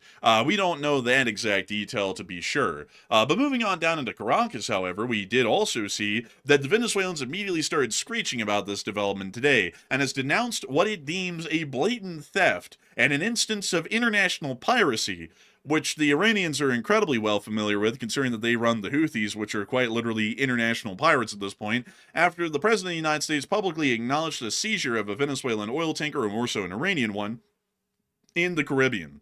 We've also seen earlier today as well that there was, actually that was yesterday, a flight of F-18s just north of Lake Maracaibo, which is once again showing us that at least in terms of U.S. air power actions against Venezuela today, they are becoming somewhat significant. And also, speaking of air power operations within the Eastern Caribbean, there's also a massive development that has come out of the Roosevelt Roads Naval Air Station in eastern Puerto Rico today, as we've seen that EA-18G prowlers have actually been spotted as a part of VAQ 132. This picture here actually showing us the squadron itself at a tarmac inside of Roosevelt Roads, and I have to point out that electronic warfare aircraft are incredibly rare to see. There's not a very large number of them either in the Navy's air arm or the Air Forces or even the Marine Corps for that matter. These aircraft are quite expensive, very specialized. They're specialized solely for electronic warfare, and they're also quite expensive. So the fact that these have been brought into the area is starting to up the chance that some action is eventually going to be taken against Venezuelan forces on the ground, or some action is going to be taken in Venezuela on the ground, at least to some degree. We just don't know when. But this is certainly upping the chances. Yeah, also, in addition to the growlers showing up, which is a positive indication that something may be around the corner. I say maybe around the corner because we're not going to get into the business of predicting when this is going to happen again, because last time didn't go so smooth, and I don't even want to get into that territory again, to be honest. I am shying away from that. But at the same time, though, they also got the Venezuelan opposition leader. She actually fled the country of Venezuela and went to, I believe, Europe, somewhere in Europe, and is hanging out there now. So that's also another positive indicator that they got her out, and extrafate. What's the word? Tell me the word, Enforcer. I can't pronounce it. Yeah, extrafil. I don't know. Like, they got her out. That's the simple one. There you go. That's the word I'm trying to think about. My English is not Englishing tonight, but they got her out. She fled the country. She snuck out, and now she's out of the country. So I think that's also another sign that something may be coming, is that she left. I would have to agree. It certainly is a sign that something is coming. But once again, folks, when something is coming, we have no clue. Because, you know, of course, our glorious leader could just decide not to strike them, and then it'll be another 2 weeks and another and another and another. And then that could go on for a year. So we have absolutely no clue at the moment. But the Venezuelan opposition leader was exfiltrated from there the we area. go. That's more like it. Or we could say it in a very militaristic term, the opposition leader retrograded out of the country and then was extricated by a special forces team out of the country, and then was relocated to a safe house or safe location within the Kingdom of Norway. That would probably be the most political way that we could put that possibly. But anyways, we do understand that at the moment there was also a NOTAM issued around the Roosevelt Roads Naval Air Station as well, just a few hours before we went live, and it appears that this is an indefinite NOTAM, so it's clearing out the area around the skies of this airbase to allow for any operations to happen at any point. And I see a lot of people debating whether it's exfiltrated or extricated. Really, it's either. They're synonyms. But anyways, I was trying to find the word exfiltrated. That was the word I was going for. For some reason, my brain wasn't working on that for some reason. Like, it was actually causing my brain to almost catch on fire just then. Let's see here. What is the difference between extricated, and exfiltrated. Exfiltrated, according to the Oxford Dictionary, is to withdraw troops or spies surreptitiously, especially from a dangerous position. Y'all can see that college reading level coming in there handy there. Surreptitiously, what a word. And then extricated, according to the Oxford Dictionary, is to free someone from a constraint or difficulty. So really, both of them are about the same, to be entirely honest. It basically means the same thing. But, it's up to you. Extricated or exfiltrated. Your pick. But anyways, we do understand that because of all these actions that are happening, a lot of people are wondering whether or not a blockade is now in effect, considering that a oil tanker was seized off the coast of Venezuela today. And Matthew, what are people thinking about that? What are you thinking about that as well? All right, so that's the question. Is this a start of a blockade? Because the U.S. just apparently planned this entire operation out. We're being told it was planned out at least a couple of weeks in advance, and then they finally pulled it off. But, take that for what you will. So is it the start of a blockade? 50% said yes, it is, while 23% said no, it's simply an isolated ship seizure, and 23% said it's too early to tell right now. So I'll be honest with y'all, this seems a little haphazard. Like, it seems like something they just wanted to do just to do it. Because they asked the question to the U.S. officials. They said, what are we going to do with the ship? And the response was something along the lines of, I don't know, we might keep it or something, I don't know, or something like that, which doesn't sound very well thought out to me. It sounds kind of haphazard. I'm not sure if maybe he was just saying that to be nonchalant about it. I'm not really sure, but it doesn't sound very well planned out for it to be meticulously planned, in my opinion. So I would say, to me, it seems like it's too early to tell. It could be a blockade, but I'm with the 22%. But Enforcer, what say you? I'd have to say, folks, that I'd have to be probably with the 22%. It's a little bit early to tell. If they start to do multiple seizures of ships within the area, then we'll definitely know it's a blockade. Right now, it looks like it might just be a one-off seizure. So if it's a one-off seizure, it might not end up becoming a blockade unless if we voice some sort of intent or generally insinuate some sort of idea that it's supposed to be a blockade. Because even though it's a singular seizure, if a country starts to put out some sort of statements that make it sound like it's actually going to be a blockade, they're pretty much trying to conduct a blockade the easy way by instilling fear in everyone that if they try to go to Venezuela, their ships will be seized. So with that, I hope that does address that the best I can. And it's now time for us to move on from the news of the hunt for Captain Crack Sparrow and on into the rest of the news that we have inside of Europa and America. We have to get on into the news in Washington, D.C., everyone. It's one little piece. Apparently, the president has talked to European leaders. I'm not going to play the clip there, but I will read out the summary that was given by Status 6. The U.S. president has stated that he discussed Ukraine with European leaders in pretty strong words today. Oh boy, look everyone, it's our diplomatic relationships going down the tubes.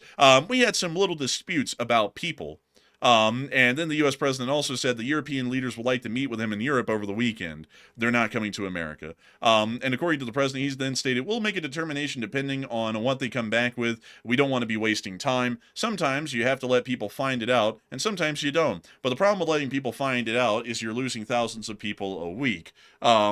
It is a fairly interesting statement in itself. We do understand that the European leaders are apparently giving strong signs of support to Zelensky, while the President of the United States is not really liking that. So this might end up being the meeting here in a moment where the Europeans, much like the Thai have just done, tell the United States to shove off and they'll do what they want, and they'll continue to support Ukraine whether the U.S. likes it or not. It also appears that a lot of European countries are starting to get around to already possibly doing that at this point, as Denmark's intelligence services have actually stated that the United States is now a potential security risk. This is the first time that the Kingdom of Denmark has ever stated that the United States of America is a potential security risk to the Kingdom of Denmark, citing growing use of economic and technological power against their allies, the U.S.'s allies, and increased interest in Greenland, which the United States has alluded to earlier in the year, possibly attempting to annex or invade and then annex against Denmark's will, even if the Danish did not approve such an action or even agreed with it. So it does appear that at the moment there is a little bit of a strain going on right now because of the whole foreign policy approach, and it now appears that some European nations, Denmark now being the first, are starting to publicly view the United States as a security risk. Moving on from that, we also were able to hear, getting us on into the big one that came out of Europe today, that Latvia has increased their military spending to 4.91% of their GDP for 2026. They will allocate a whopping 2.16 billion euros for defense. That's half the budget of the entire Kingdom of Thailand. That's actually quite a lot. The largest amount that the country has ever spent on national defense in their entire history, according to their defense minister. This is something that is desperately needed, by the way, because out of every Baltic state, Latvia is the worst one off. Estonia actually has a full-time mechanized brigade that is well equipped, and the Estonians also have the 2nd Infantry Brigade, which is a decently equipped brigade. It's half reservists and half contract troops.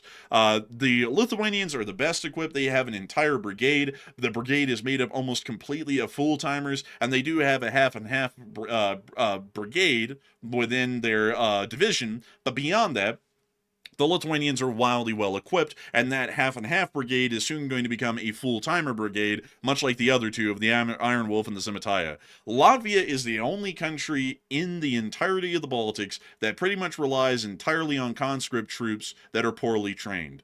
They have one brigade. In fact, it's the only one to the point that they didn't even have to call it the 1st or the 3rd or the 10th. It literally is the Land Forces Mechanized Infantry Brigade. That is the entire professional Latvian army, and it is one brigade of about 3,000 men. So it's not an incredibly large fighting force. The rest of the forces that they have in the country are made up entirely of National Guard troops that are weekend warriors. So they are volunteers to a degree. Some of them are actually conscripted, and they generally are understood not to have the greatest training and the greatest equipment. And as a matter of fact, none of them have any armor support whatsoever. So all of them are quite basically motorized infantry, which is basically the lowest quality of infantry you can have. So Latvia dedicating a lot more to their own defense spending is absolutely phenomenal, and hopefully we'll see that Latvia begins to join their partners of Estonia and Lithuania in fleshing out and developing a full-time contract force rather than one that generally leans more so on the conscripts and lack of training. But moving on from that, we are now going to be moving to Belgium. But before we get to Belgium, I do want to address something that somebody said out there today. Somebody in America, I'm not going to say their name, but I'm sure many of y'all will start to throw out plenty of names of who y'all think said this, but somebody out there that's a part of the U.S. government today has actually moved forward with introducing a bill onto the floor of Congress, one of the houses. I won't get into too much particulars so that we can kind of make this a little bit more vague, and they have actually stated today on Twitter that they state that NATO is obsolete and it's a Cold War relic and it's completely useless and pointless, not only for the U.S. to be a part of in the modern day, but for anyone to be a part of in the modern day and age anywhere in the world that's a part of NATO. A lot of people have been putting in their opinions about this, but Matthew, what are people thinking about it? What are you thinking about it as well? All right. So I was curious to see what the audience thought about this question right here, because in the United States, a bill has been introduced in the Congress for the United States to withdraw from NATO. It's an actual bill that's been introduced, which is obviously a pretty bold move to say the least. So some are claiming that NATO is a Cold War relic, that the USA needs to leave ASAP. So what is your assessment? 46% said NATO has issues, but it's still salvageable, while 37% said NATO is fine as it stands and we should keep it, and 12% said the USA should leave the NATO alliance.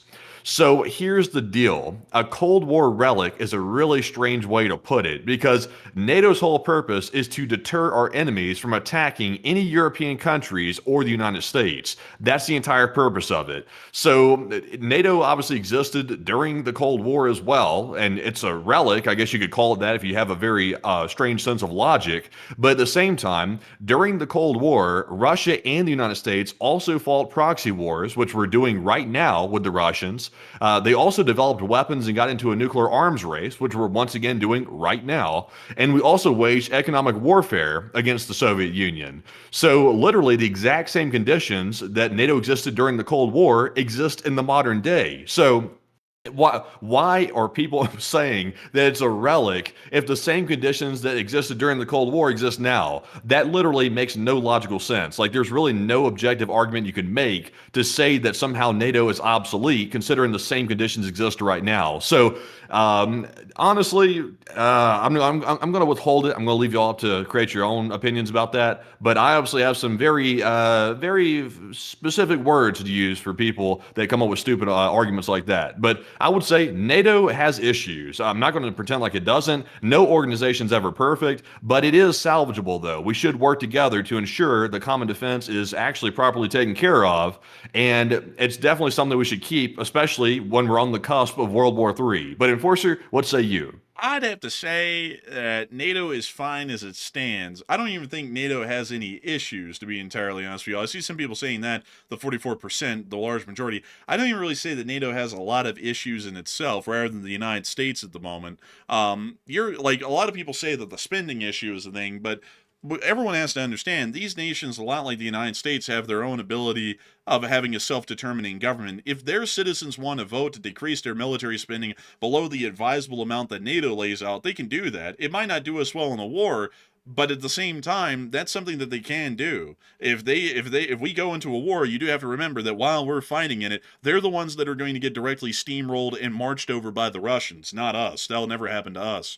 So with that in mind, I would have to say that it is one hell of a thing to say that NATO is obsolete. NATO has a significant value and purpose in creating a unified defensive alliance in which we can foster economic cooperation with our allies.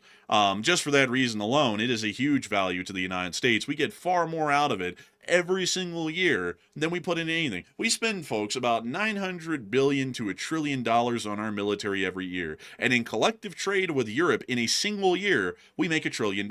We're obviously not spending all of our military funding on Europe. We have forces in Asia, we have forces in Africa, we have forces in the Middle East, we have forces in America. So out of that $900 billion to $1 trillion that we're spending on our military every year, maybe about 150 to 200 billion of that is spent in Europe. The rest of it's spent around the rest of the world or right here within the United States on our own armed forces. That means that for a $200 billion investment, we're getting a 500% return on the trade value that we get out of the Europeans. That is one hell of a bargain right there. A lot of people could never say that they got a 500% return on their investment, and we get that every year from the Europeans. That is one hell of a value right there. Now, I will also say that this bill is more so of a show bill, to be entirely honest with y'all, because it's apparently been co-sponsored by another member of the Congress that apparently at some point was working within a club that involved stripping. So I would have to say it doesn't really seem like they're getting the greatest band of people together to back up this thing. And I also got to say, folks, I've never really done a deep dive into a lot of members of the Congress recently. I only know of a couple of the bigger names that are usually out there, you know, like former bartenders and such. But when in the world did the Congress start getting filled? Like, and I'm not trying to degrade anyone who has these jobs, but I also want to say it how it is. When in the world did Congress start getting filled with Instagram influencers, former McDonald's managers, and bartenders? I'm not saying that those are bad jobs to have, but I'm also saying that those people aren't really going to know a lot about administration and also a lot about the bigger picture in foreign policy. So where in the hell did these people start becoming the subject matter experts on what's going on overseas, whether they support anything or not? It's like who in the world would sit there and go, ah, yes, this Instagram influencer known for taking very lewd pictures. They clearly know a lot about the war in Ukraine. Who the hell would ever say that? Or who in the world would ever say, ah, yes, this person who made me a rum and coke, they're definitely going to know exactly why Ukraine should be supported in this conflict. Why the hell would they know? Like, either way, whether they're against it or for it, it's like these people don't even have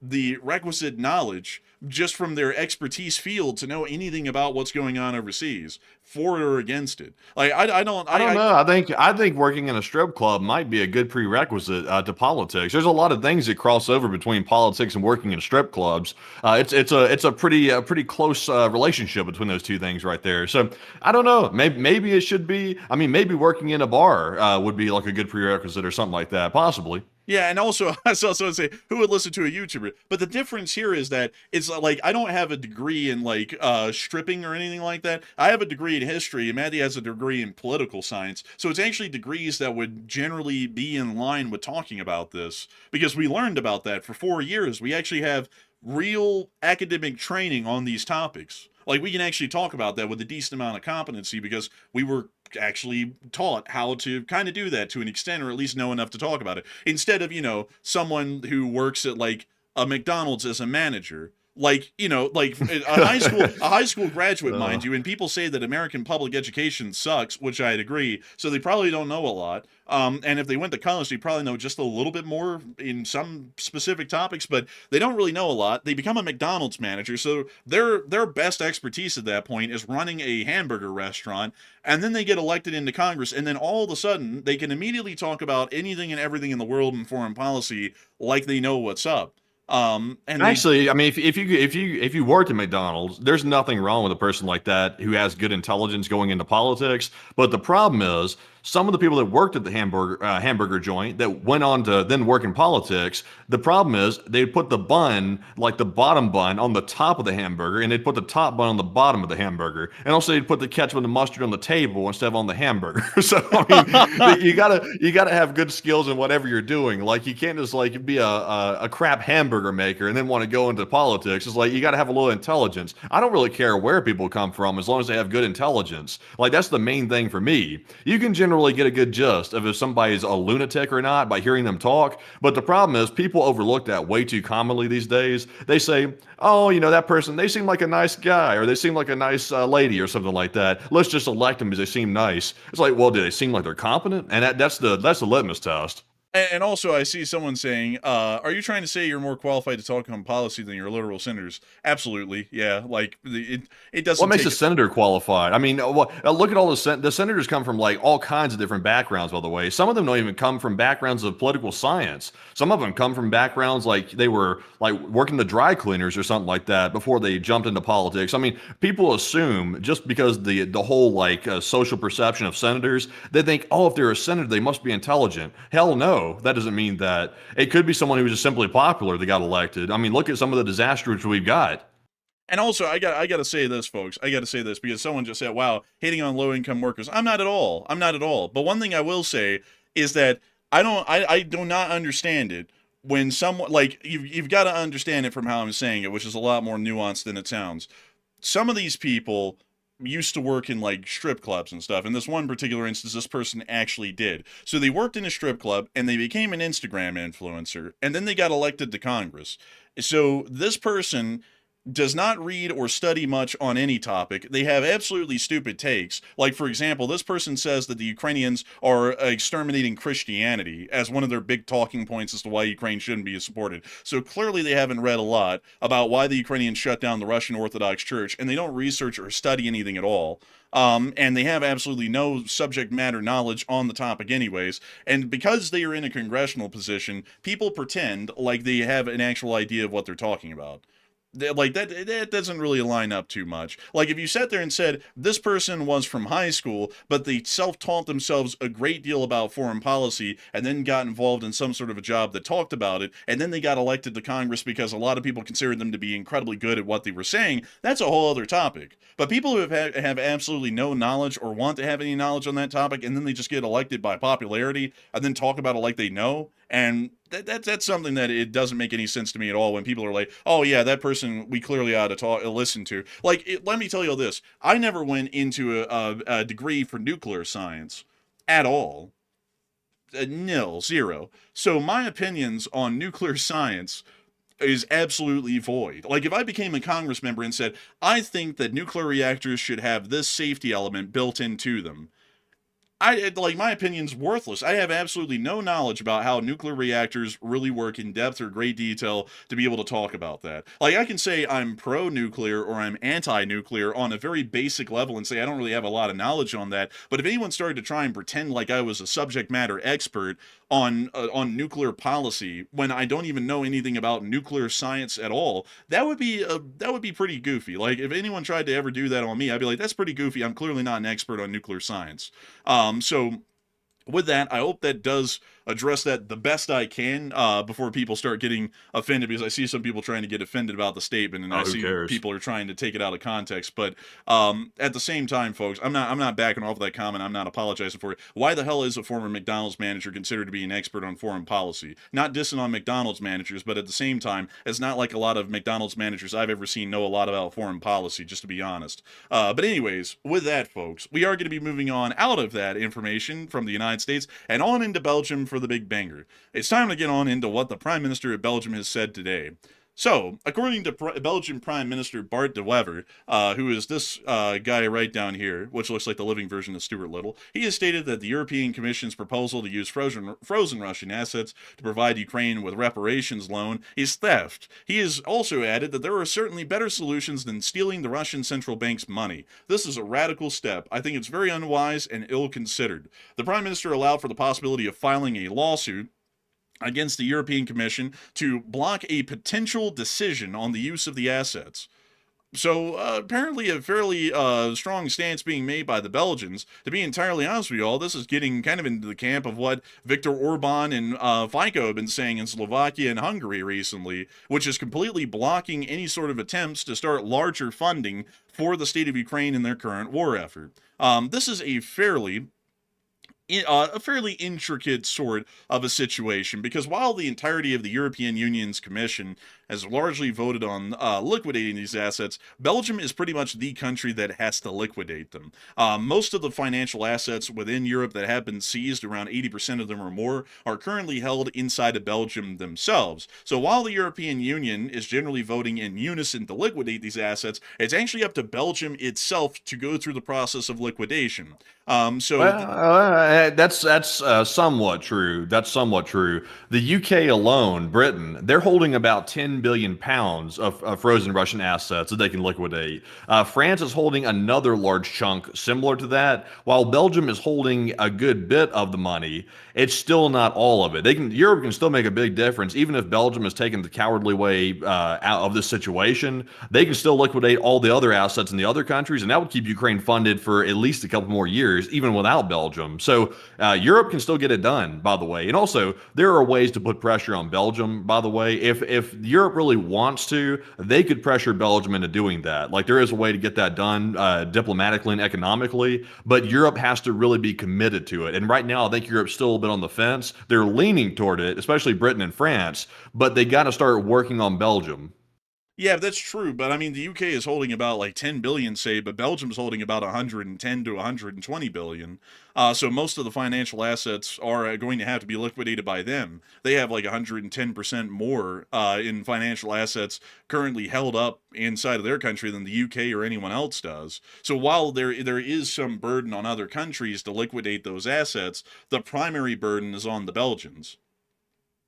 That is true. I'm trying to read here real quick. So yeah, you're right with the portion there, but at least in the short term, though, if the worst case scenario is the U.S. abandons Ukraine and stops selling weapons to Europe to then donate to Ukraine, because once again, the United States is not really donating weapons to Ukraine anymore. That's not really a thing anymore. They've stopped doing that. So the only way Ukraine is getting U.S.-made weapons is by selling them to Europe and then going to Ukraine from that point forward. So unless the U.S. really wants to be an asshole toward Ukraine, which would be to stop weapons sales to Europe, then it wouldn't be a disaster. But if they did something that bad to Ukraine by stopping the weapons sales, then that would be basically the only survival lifeline that Ukraine would have at that point, is by liquidating the frozen Russian assets. So that way Europe could then give those weapons to Ukraine from that point forward. Or there is an alternative, which is that they could just provide the support directly out of pocket without liquidating Russian funds. Although that seems to be a wildly unpopular option currently within Europe, because they're trying to find a way to fund it without the money really coming out of their pockets. So they're trying to find a way to liquidate the assets more so than having to pay directly out of pocket for all of this. So we'll see which one they go with. There's multiple different ways around this hurdle at the moment, but the Belgians are largely blocking the development on the easiest hurdle that could be achieved at the moment to fund the Ukrainians, which is just liquidating the Russian assets and then giving the Ukrainians weapons through the purchases of weaponry from the frozen Russian assets then being liquidated. But, folks, it's now time for us to move on a little bit farther and on into the Ukraine war, because, folks, we're just around the corner to getting into the Ukraine war itself, which really didn't have a huge amount of combat footage come out today, but in Pokrovsk it got wild. In Belarus today, the Belarusian government has now announced that they are holding Lithuanian trucks for ransom. Lukashenko has stated that he'll return Lithuania's trucks, currently stuck in Belarus, only after Vilnius compensates Minsk for stolen assets. His list includes confiscated fire engines, the Belarus spa resort in Druskini Kai, and Belarus college share in the Klaipeda port terminal. The statement comes amid escalating tensions, with Lithuania declaring a state of emergency over the balloons, and Minsk, meanwhile, is currently trying to exploit internal disagreements in Lithuania and raise its bargaining position ahead of a possible contact with the United States. At the same time, 185 Lithuanian trucks remain stranded in Belarus.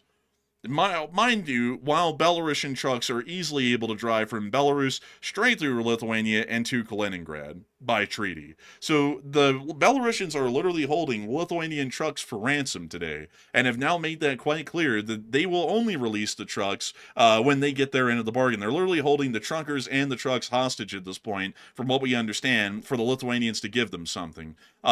Absolutely insane. I actually did not believe that a legitimate state would ever go to the point of holding hostages, but Belarus has officially announced that that's now their policy today, which should largely cut off all future development and contact with the Belarusians on any topic for that matter, because now they're operating like a terrorist state. But moving on from that, it's now time for us to move on into Ukraine. We don't have a huge amount of combat footage that came out of Ukraine today, but the clips we got out of Pokrovsk were wild. Moving us on down into our location unknowns, first, we were able to see some Russian troops getting thirsty enough they are drinking out of Chocolate River from Willy Wonka. Как можем, ёпта. А там разберемся. Oh, wow. Oh, yeah, that's great. Yeah, perfect, buddy, perfect. Can you imagine the feces and just, oh my God, what is in that water? The parasites. It's perfectly still water in a puddle. That's some of the most dangerous water to drink, folks. It will kill you. Like, it has a very high chance of getting you incredibly sick or killing you if you drink water like that. Never like the number one rule, folks, is that water naturally in nature is usually so dangerous that drinking it even as moving water could end up killing you. Drinking still sitting water like that, that's basically a guarantee you're about to get some nasty parasite or some nasty disease like dysentery, and you might actually die from it if it's bad enough.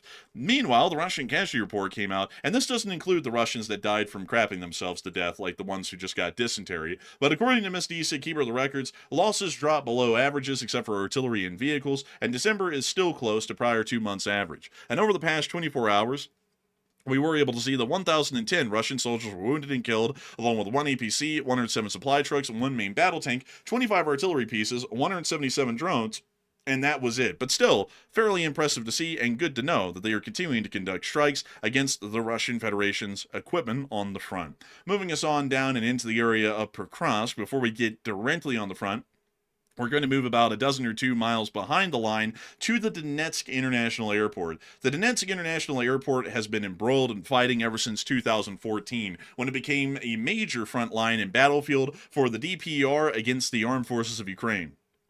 Because of this, the Donetsk airport was completely destroyed way back in 2014 to 2016 before the Minsk agreements came into effect, and even after the Minsk agreements came into effect, the airport still found itself under continuous bombardment, which has practically left most of the facilities around the airport quite literally completely destroyed or flattened. It still is this way to this very day. However, the runway is still operational, at least to extent, to some degree, except for this clear trench or road work that has been made through the middle of the runway. Nevertheless, the eastern part of the runway is technically still usable, at least to some extent, and the Russians have started to use the eastern portion of the runway as a drone launching and operational facility. This satellite picture is actually showing us hangars and launch platforms used by the Russian Federation to launch a large number of Shahed 136 drones into the state of Ukraine. This launching facility is only about 24 miles away from the active front line at the moment, even less than that, really, and could come under Ukrainian attack from direct artillery fire now that the Ukrainians have been able to find this. It also goes to show that the Russians are trying to heavily augment and increase their ability at drone attacks and drone fire into the state of Ukraine, and also due to getting these launch platforms as close as possible to the Ukrainian front lines, they're trying to decrease the amount of time that the Ukrainians have to become aware of the drones and also the attack vectors that they're attempting to take through the country. But moving on from that and on into the area of Pokrovsk, we also saw that the Russians were were getting targeted with artillery today in significant defensive actions. We can see that it is finally snowing in Ukraine. And according to the Ukrainians, they're dreaming of a white Christmas. And you can see the Russians here are about to have a red Christmas. Bleh. They're having a real wet, muddy, and tired Christmas this year. I think Krampus is coming to visit, and he's got some mud with him. Man, I tell you. Krampus said, "Say some mud. Have some." Oh, that was a direct hit right on the squad. They're gone. Man, they You have caught a on direct fire. hit. You want a little coal for Christmas? Here, have some coal. It'll help that fire. Man, have a holly jolly Christmas. It's the best time of the year. But anyways, moving Man, on. you could be like a Bing Crosby or something out here, I'll tell you. Man, I'm telling you, man. Or I could be the next Frank Sinatra because I can hit 4 notes pretty well. But anyways, moving on from that and on down to the highway. Speaking of the M04 that leads into Pokrovsk, the Russians attempted an advance today down this highway again. Because what says a Russian advance like taking the most typical route of an attack directly into a city on a singular road, not fanning out, and not having any attack on a flank, attempting to fix Ukrainian forces in position to allow for at least a smaller amount of Ukrainians to be able to be prepared to defend this highway leading into Pokrovsk? Well, the Russians didn't do any of that. They just sent the entire attack force straight in without any support. And I will show you all what the Ukrainians filmed in the aftermath today. It's a 23-second clip from the M04 highway, and this is the aftermath of the attempted assault that the Russians made today. And we have a little disaster on the motorway. As you can see, a 10-car pileup has happened here on the motorway. It's a disaster. Oh, the humanity. A motor car. Man, I gotta say, I've never really seen a Russian assault get this badly beaten so quickly that all vehicles are still on fire by the time this film is being made. That lets us know, at least at the point that this video was filmed, all of these vehicles had to have been attacked and destroyed within moments of each other, and this drone also flew over minutes after the attack happened. These fires usually burn out somewhat quickly, usually within the first 20 to 30 minutes after a critical blow to a vehicle, so that lets us know that this was very recently filmed, right after the entire convoy was destroyed, pretty much all in one go, probably within just a couple of minutes of the first hit. But moving on from that, the Ukrainians are still holding Pokrovsk as doggedly as they can, along with the city of Mirnorad to the east, and at the moment, most of the front lines appear to be somewhat inactive, probably because of the Rasputitsa and also the harsher winter weather. But moving on from that, it's time for us to get to Kyiv and cover the speech from Zelensky here on day 1386 of the war. And so, without further ado, here is the speech. Peach! Бажаю здоров'я, шановні українці і українки. Сьогодні був дуже насичений день, і наступні дні теж будуть серйозні. Говорили з американською командою по економічному напрямку, по напрямку відбудови. Я хочу подякувати секретарю Бессенту, Джареду Кушнеру, Ларі Фінку з BlackRock за повну конструктивність. Важливий спільний принцип, щоб відбудова була якісною, а економічне зростання після цієї війни відчутне. Має бути реальна безпека в основі. Коли є безпека, все інше є також. 20 пунктів для закінчення війни – це фундаментальний документ. Активно ми працюємо. Ключові кроки – це мають бути працездатні кроки. З цього документу ми розвиваємо ще 2 документи, щонайменше 2 документи, і перший з них безпековий, про гарантії безпеки для України зі Сполученими Штатами Америки, а також економічний, про відбудову та спільні інвестиції. Сьогодні ми працювали саме над економічним документом. І разом зі мною з української сторони були українські урядовці. Прем'єр-міністр України Юлія Свириденко, віце-прем'єр Качка, міністри Сибіга та Соболєв, перший заступник Міністерства закордонних справ Кислиця. Також в усіх дискусіях представлені наші захисники. Сьогодні був з нами в економічній розмові генерал Гнатов. Принципи економічного документу цілком зрозумілі. З американської сторони у нас все чітко в цьому. Хочу подякувати за сьогоднішню зустріч в форматі VTC, відеоформаті. Буде план економічних заходів. Європа теж з нами буде у відбудові. Обов'язково. Найближчим часом ми плануємо роботу і щодо двох інших документів.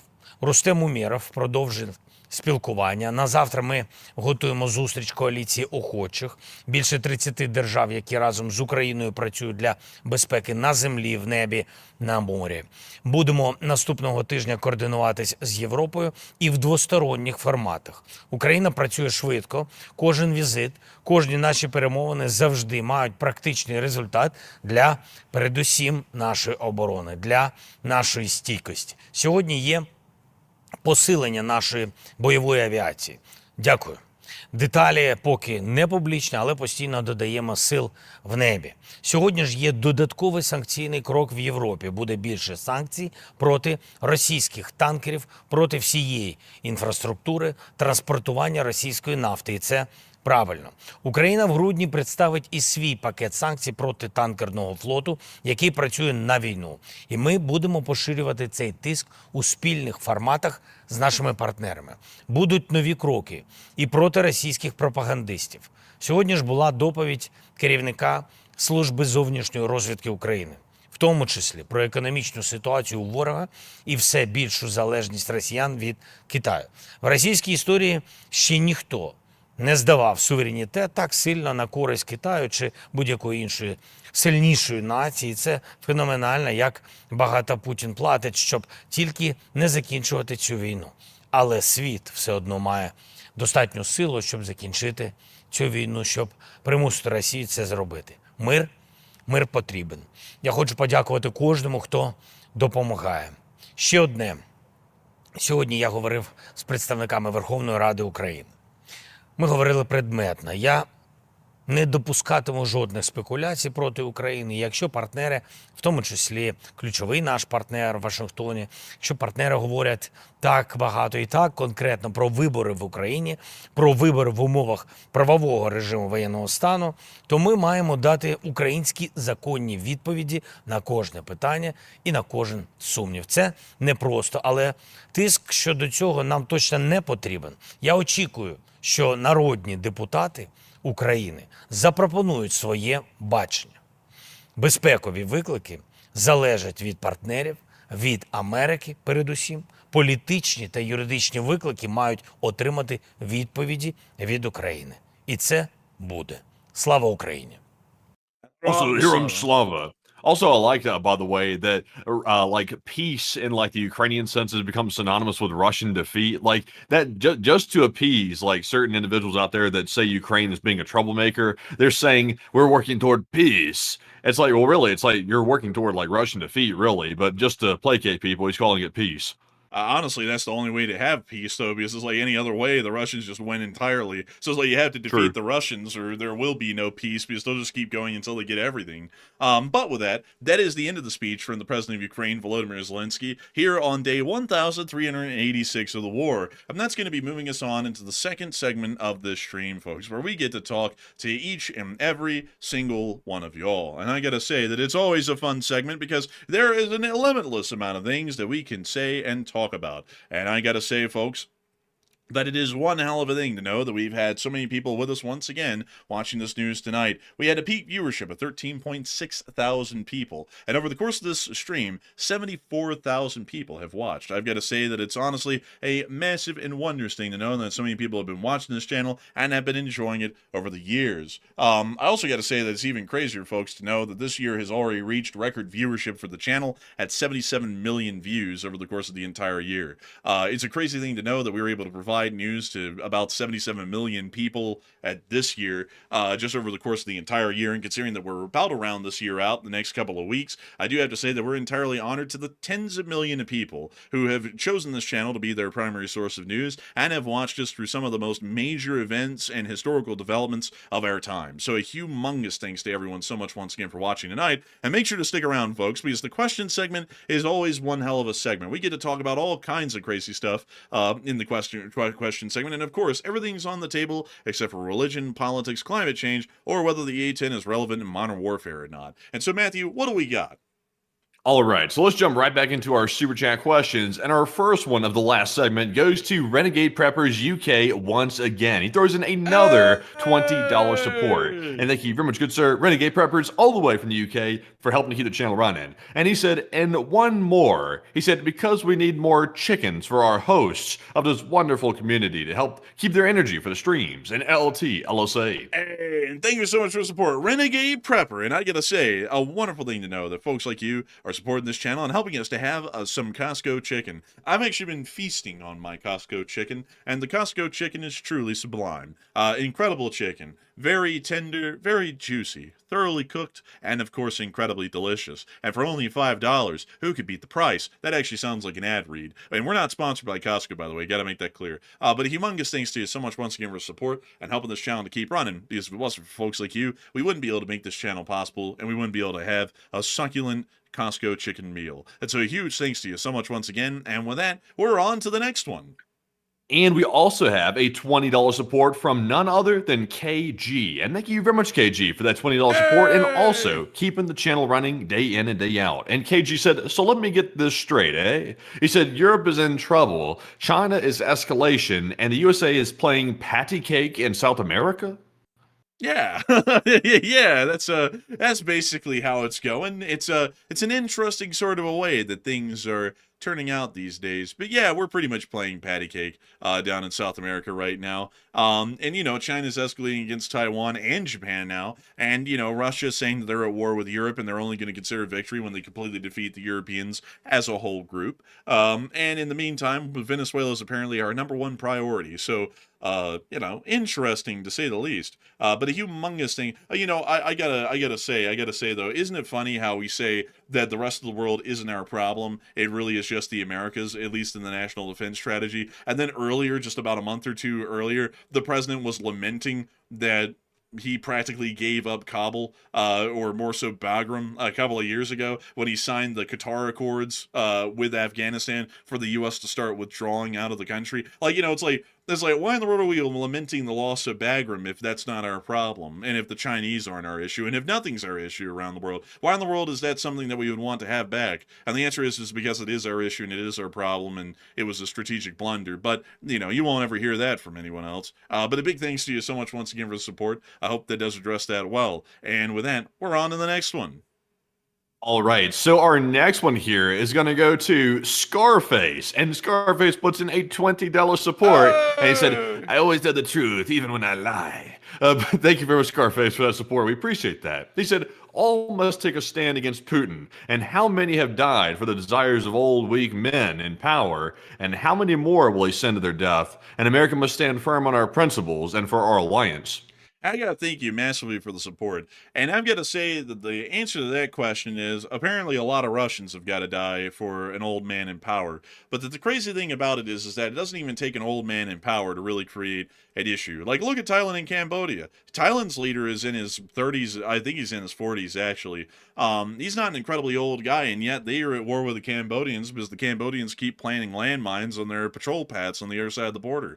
Wars happen, and whether people like to hear it or not, wars are always going to happen. There's never going to be a time in our history as a people that we will ever see the end of war. I don't think. I think that it will always be an endless state of war, like it has been throughout all of history, and it is today. It'd be nice to think that it would be different, but the reality of it is that as long as there is another country out there, another group of people with a different group of ideals, with a different ideology, with a different religion, with a different political affiliation, with different morals, with different ways of dressing, with different languages, of any type, of any way, there will always be a war at some point, somehow, some way. And so because of that, I think that we more so should take the mindset in America, instead of just wars being terrible, which I would be honest with you, not all wars are terrible. There's a lot of great wars that have been fought with purpose.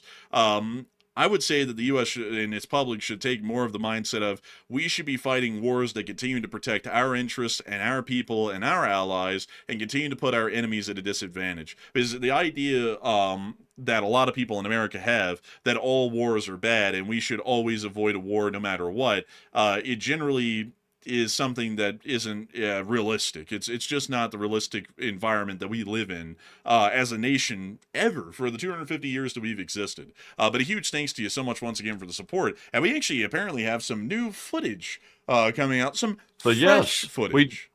we do have some new footage. We've just gotten some footage of this Ukrainian attack tonight, by the way. We've been waiting for more footage to come out because the attack was ongoing for several hours, and we're just seeing the initial parts of it in our first footage. But we actually have a video showing a Ukrainian attack drone screaming along at a rooftop level over the Russian city of Veliky Novgorod, literally moments before it slammed into the Akron nitrate plant in the city. So let's take a peek. Oh, there it goes. Oh, damn. Literally rooftop level, actually. And guess what? It's another Liudi. The Liudi is just the Ukrainian Shahed at this point. It's used in every attack. Yeah, I would say so. That's actually pretty incredible, though, to be able to see that late at night. Also, right above the rooftops. It's pretty good footage. Man, look at this. Man, like that thing was on a mission. But Wait, the kids, you wouldn't believe it. There was a UFO outside the window. It happened to go for the nitrate plant. man, man, honestly, man, like, bro, dude, the Russian, he's like, oh damn, look, it's a drone race. Wait a minute, I don't think that's a tournament. like, I think that's a Ukrainian one. But man, I gotta tell you, it's a crazy thing. And also another thing, I just saw someone in the chat say something about what I was saying on war. And someone said, let's see, it was Gremlins or Gold. Great name, by the way. He said, if all wars were bad, there wouldn't be a USA, would there? And yeah, you're right. There would never been the United States of America, because the United States of America is born from a war. We're born from a war against the British, and a rebellion of the colonies against their rule. And if it wasn't for that, the United States would never exist. And whether people are not like the United States right now, you'd have to say that you wouldn't have the ability to love it or hate it, because it just simply wouldn't exist. It would still be a British subject, or eventually would have become an independent country like Canada that has some form of a parliamentary government system, a lot like they do. And you know, we wouldn't really have we would have gripes about the government, a lot of them, as a matter of fact, but they would be a little bit different in terms of what they're about. But I think a lot of people don't really think about wars as in having any value, because everyone always thinks about the destruction and the death that happens, which is always horrendous and unfortunate. But let's think about all of the wars that we can think of that actually have a silver lining to them. One, the American Revolution obviously had a silver lining. It created the United States. Simply put, the U.S. Civil War had a great purpose to it as well, especially when we speak about the internal developments of our country, as it emancipated the slaves and ended slavery as an existent institution within the United States. I'm sure many people can agree that slavery is certainly not anything that would be supported morally back then or now. That's why it was a major topic in the country back then. Many people could look at the Second World War and the defeat of Nazism, and not only that, the Imperial Japanese, as incredibly righteous sorts of wars. We literally ended the existence of pure evil, not just in Europe, but in Asia through the Imperial Japanese government. There's endless wars that we have fought that have had a great deal of value to them, a great deal of worth, and regardless the amount of people who died in those wars, they died with purpose to do what was right, not only for the interest of our nation, but for the interest of our people in one form or another. And I just think it's such a disparity that in the modern mind in America, and really across the whole of the Western sphere, people look at wars as being entirely non-beneficial. They don't benefit the nation, they don't benefit the people, they don't benefit anyone. And I'm not saying that I'm a warmonger and I say that we should go around the world starting wars and trying to just wipe out people as much as we can in these conflicts. But what I am saying is that when there is a situation to where we have no diplomatic recourse and there is nothing left that we can do to try and avoid a situation, then war is the only recourse, and at that point a war is entirely justified and generally is something that is beneficial to the nation and its people. Even if our citizenry do die in the service of the Republic in those battles overseas, those citizens are dying so that way the rest of the country can wake up and have a better tomorrow, hopefully, through their actions overseas. That's generally how I look at it, and that's, if you look at it how it's working these days, that's clearly how it is. I mean, hell, who in the world could tell the Ukrainians that their war that they are fighting in their own country is unjustified. If they gave up, the Russians would take over their country and they would start genociding people inside of Ukraine. They would start wiping out anyone who was affiliated with the Ukrainian government. And not only that, they would conduct heinous crimes, of which the most severe punishments are handed down in America when they're conducted. Who in the world could ever say that the Ukrainians don't have a reason to fight their war? Or who in the world could tell the Thai that they don't have a reason to fight the war on their end?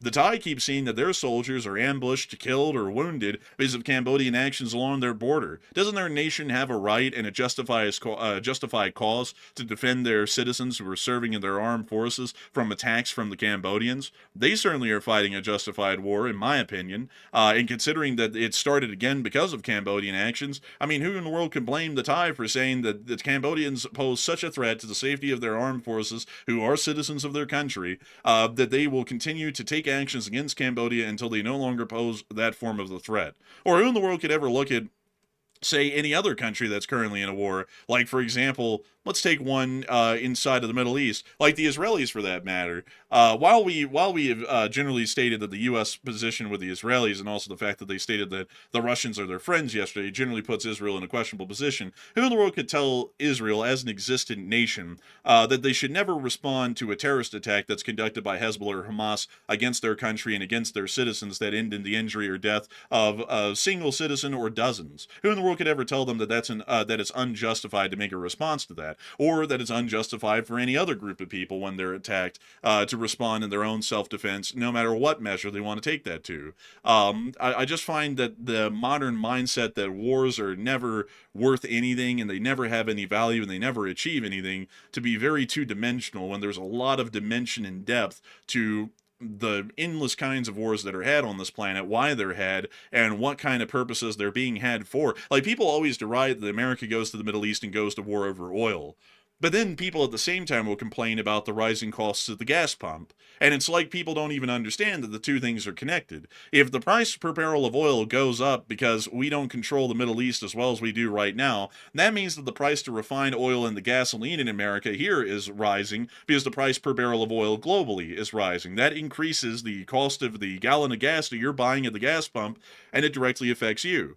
So you either can never complain about rising prices at the gas pump, just say, oh, well, this is a cost of not fighting wars over oil. Or you can fight wars over oil and go, damn, these gas prices are pretty damn good because we keep sending young men over there into the Middle East to fight and possibly die to make sure that all the people in this country can have a little bit more of a successful life on a day-to-day basis. It's one or the other. You can't do both. But I hope that does address that the best I can. And I do thank you for support, and I would agree with your sentiment about the Russians. How many more young men in Russia do have to die for the insane ambitions of an old, frail man in Moscow? I mean, it's absolutely insane. It truly is. And I do... That scared the hell out of me right there. I was like, am I about to get shot at and someone's shooting the side of the wall? Dude, I was about to have to like dive onto the floor and go crawling for a rifle. Honestly, I was like, someone found me. Beyond that, I got to thank you massively for the support and helping this channel to keep on running. I hope that does address that incredibly well. And with that, we're on to the next one. And we also have a $20 support from Flowers, who put in that 20, of course, and thank you very much, Flowers, for that support. He said, hey there, guys. I love this show, and keep it up. Hey, and thank you so much for loving the show. And thank you for supporting it so that way we can keep it running day in and day out. It is folks like you who help to make this show possible so that way we can keep running it. And we thank you massively for going out of your way to support the channel even when nobody has to at all. And so, a huge thanks to you so much once again, and we are on to the next one. Honestly, the interesting thing is right there, you thought you were getting clapped. What you actually were getting clapped, there was people clapping in the sound effect. Also, that has two other meanings too. Getting clapped also means getting severely hurt or eliminated, which is obviously a terrible thing. And number three, there's a third meaning, which I can't even say on the air, but I think some people out there may know what I'm talking about though, kind of like that Diddy treatment a little bit. That's the third meaning, but there's a whole lot of different meanings to that right there. But you were just getting a nice clapping, as in like a good applause, I guess you could say. Just a little bit of support there from the soundboard. Man, bro, you're pulling out that medieval vocabulary. You said, he's getting a clapping, governor. Like, instead of applause. He's getting a clapping, Instead of saying, oh, he's getting some applause, you say, he's getting a clapping, governor. Like, man. I'll tell you what. Oh, man. Oh, man. He's getting a clapping, like, in that way all the time. Man. Bro, Man. those romps in the fields ends up with a romps through the clapping, you know, like that's what they say. But anyway, so that we're moving on to the next one. And our next one goes to Chronic Barbarian, who puts in a 20. And thank you very much, Chronic Barbarian, for that support as well. I don't see a comment attached to it, though, but we do appreciate that very, very much. And let me see here. I think he put in, what do we have here? Let's see. He did. He put in a super sticker of the YouTube creature, apparently being a transhumanist here. He's got some robot arms and robot limbs and eyeballs and stuff, and it says OP. This guy could work for a defense contractor. But thank you very much, Chronic Barbarian, for that support. Now, Enforcer, what say you? I gotta thank you massively, Chronic Barbarian, for throwing in the super sticker of the original poster. I gotta thank you massively for the support and helping this channel to keep on running, because if it wasn't for folks like you, we wouldn't be able to make this thing possible, and we wouldn't be able to keep it running. So a humongous thanks to you so much once again. I hope that has addressed that incredibly well. And also, Armchair Expert just asked, did Enforcer Matt give back your coffee filters? He never had them. Like, he never had them. But he did give me some, so that way I could hold myself over until I get another box of coffee filters for the one that's disappeared. And I don't even know where it is. That's the play. That's the play right there, folks. That's what you do. That's how you look like you're a generous person. Is you, first of all, you pull a Robin Hood on them. You take the coffee filters, and then you take them for yourself. So you just took the coffee filters. You said, those are mine. I'll take that. And then you say later, you say, where did those go? Like you start looking around cabinets and stuff like that. You start looking on the floor. You start digging through the garbage and stuff like that. And then later on, you show back up with a couple of them, just about 20% of the ones that you took. And then you say, here you go, have some extra. Also, of course, I'm lying, by the way. I'm being funny there with that. But honestly, I have no idea what happened to his coffee filters, by the way. Like, all seriousness here, I know people turn that into like a joke or a meme now about the coffee filter thing, but we have literally no idea what happened to those. I actually looked through all of his cabinets, his trash can and everything yesterday, trying to see where those were, just out of curiosity, because I was like, where the hell did those go? Like, seriously. My hunch is this. I think he got the starter pack of coffee filters and thought he had gotten some extra ones, and he ran out of the starter pack, and then he was confused. That's what I think. Or Mestiza said he trashed them by mistake, which is also possible as well. But that could only be it. Unless there's like a boogeyman who came in there and like only stole the coffee filters, which is kind of unlikely, then I would say it's probably one or the other. There's no way that it was a starter pack, man, because on my Amazon orders, I bought a 100 pack of filters. So that's What was the brand of them? It was the X-Bloom brand. I couldn't even get those on there, by the way. Like, I had to order that off brand, you know, that other brand that like makes the third party ones. I couldn't even find them on there last time I wanted to order them. Man, I was able to get them. They're on the way. Like, they're going to be here in like a day or two. So I was able to get them. So yeah, I got them. You know, I'm gonna have them. You know, and you know, it's gonna be interesting considering that Matthew said he couldn't get those. If this pack also disappears, then we're gonna be on to something. Then there will be a pattern of disappearing boxes. What do we have here? Man, well, what do we have here? Like, man, but beyond that though, I gotta say, hopefully these boxes won't disappear, or this one box in particular, folks, because I would hate to see it disappear. That would be quite unfortunate. While my esophagus almost collapsed here. I wish it wouldn't do that, folks. I don't know why it does that, but it started to happen after doing this for a couple of years. Like, I don't know if it's just like from me talking a lot, or if it's from me doing like all of my voices and stuff, which sometimes like hurts my like vocal cords and stuff. I don't know what it is, but I hate that that happens. It annoys the hell out of me. But anyways, with that, I hope that does address that well. And with that, we're on to the next one. All right, so jumping into our next super chat here, guess who this one goes to? Guess who? It's the number one in the chat right now. Oh? It is Bobby once again. He throws in another $100 support, 100 smack-a-roos. And thank you very much, Bobby, for that support once again. And we do sincerely appreciate that. And he said, Zelensky to the U.S. president. He said, this is our 1776 in Ukraine. And I gotta say, a huge thanks to you for the massive support, the second massive support of the night, Bobby43. You are helping this channel to keep rolling for sure, and we thank you massively for that humongous support during the holiday season. So loop-de-doop and dickety-dock when the moment of the clock. Hey, bro, that's the lyrics, man. Don't judge me. That's the lyrics. I thought it was Hickory Dock. Man, there's actually a dickory dock in there. Like, there is, like, let's see. It's the... I'm going to have to pull it up now because now you're doubting me and I'm going to have to pull it up. So let me, here we go. You better hope it says that. You better hope it does. Let's see here. Let's see. Snow White. So it's a holiday, a great bundle of joy. He's got a fat pack on his back. Man, fat pack upon his back, bro. He's got that Benjamin. But let's see here. Yeah, there it is. Dickory Dock. You get the hell. Like, there it is. What does that even mean? Like, what the hell does that even mean? Look, man, we don't ask questions around here. Like, we don't ask questions around. Man, ain't nothing like a ditty song. Like, every breath you take, every sip you make. I mean, you hadn't partied with me in a long time, man. Where you been? You hadn't partied with me for a long time. You're not showing up for my birthday. Like, you gotta go shopping. Man, but man, you know, when you watch all those clips, man, you start to put the pieces together. You know, and did you see that one time they pulled like Jimmy Fallon's pants down on like national TV in front of like a whole Was that a audience? skit? Like, I can't even tell what's a skit or not, like on some of these shows. I don't know. Maybe it was, maybe it wasn't. But it was very sus about I won't press charges. I know what he'll do kind of a statement. I was like, why the hell would that even be scripted in? It's like nobody would even get what that means except for anyone who's been diddified, you know? Yeah, I mean, I don't even know, to be honest with you. I'm just saying, if somebody like that was hanging around and it was like, and he was in between like a very successful Hollywood career or not having one, I'd be like, you know what? I think I'm just going to not have that career. I'm just going to go this way. Okay. I'm just going to go this way. He said, you got a party. And I said, I'm going to tell him no.